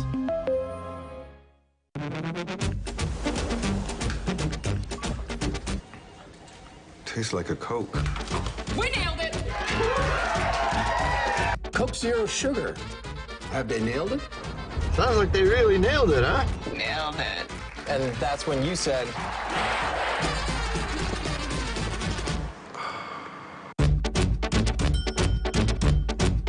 So it really tastes like a Coke. Yeah, that's the point. Well, if you got a rally cap, you might want to turn it inside out and put it on. I certainly have done such. It is Nolan Shonowell, Tito Flores, and Riku Nishida in for the top of the 9th. Zach Berman, Austin Dakuda, Drake Toll. A 1-run ball game. Bourne leads this playoff game 4-3, and it is still Sean Culkin. First pitch, Shonowell hits it on the ground to third, and Brito will take it. 1 pitch, 1 out. On the ground to first. Yeah, hard hit ground ball to first, and a 3 unassisted again. Shonowell got a good pitch, but just got on top of it. Sean Culkin has absolutely silenced these bats. Yeah. 3 2/3, 3 hits, no walks, no runs, 3 strikeouts. It's been a lot of contacts, not very strong ones, as a matter of fact. What can Tito do here for you? Tito Flores. He's hit his fair share of dramatic home runs this season. Can tie the game with one swing of the bat. Swung the bat really well tonight as well. He's made good contact throughout the game, takes the first pitch low. Riku Nishida is in the on-deck circle. And I think, regardless of what happens with Tito, that's a bunt situation if I've ever seen one. No, not with 2 outs. No, yeah, and Riku's OBP is Can't bunt, you can't bunt to end the game. Yeah. I think you can run it out. Not worth it. Tito takes inside, 2-0. What if you end the game on a bunt out right back to the pitcher? And I think if Tito's at first base, you definitely can't bunt. No, you can't bunt with Tito. Oh. I'm saying if Tito makes it to first base, you can't bunt. 2-0 the count now on Flores. Culkin, righty deals home. Tito takes inside, called a strike, 2-1. That's all right. I mean, that's a fine take. It's not a pitch on 2-0 that you need to swing at because you're just going to beat it into the ground. Would rather you wait and look for a better pitch deeper into this at-bat. Make him work.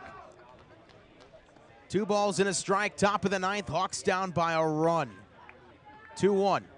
Flores off the end of the bat, right back to Culkin. He catches it for the second out of the inning. Yeah, Culkin's been that guy today for the Bourne Braves out of their bullpen. Now 4 complete innings, 3 hits, no runs or walks, and he struck out 3. And now you're down to Riku Nishida, and he puts the ball in play often, and he'll certainly make the Bourne team work to get this last out. Yeah, a little 2-out rally magic. What do you got going here? They're going to bring in both the corners. Middle Can infield Riku to play at normal depth. keep the game alive and pass the baton to Mitch Jebb? Jebb is in the on-deck circle, but this game hinges on the 5'6" frame of Riku Nishida. Nishida in this one, 1 for 4. Culkin deals home the first one. Riku takes high, ball 1. Yeah, it came in just a bit high. Nice take by Riku, and he's certainly a patient hitter. In this situation, it wouldn't surprise me to see him take until he gets a strike.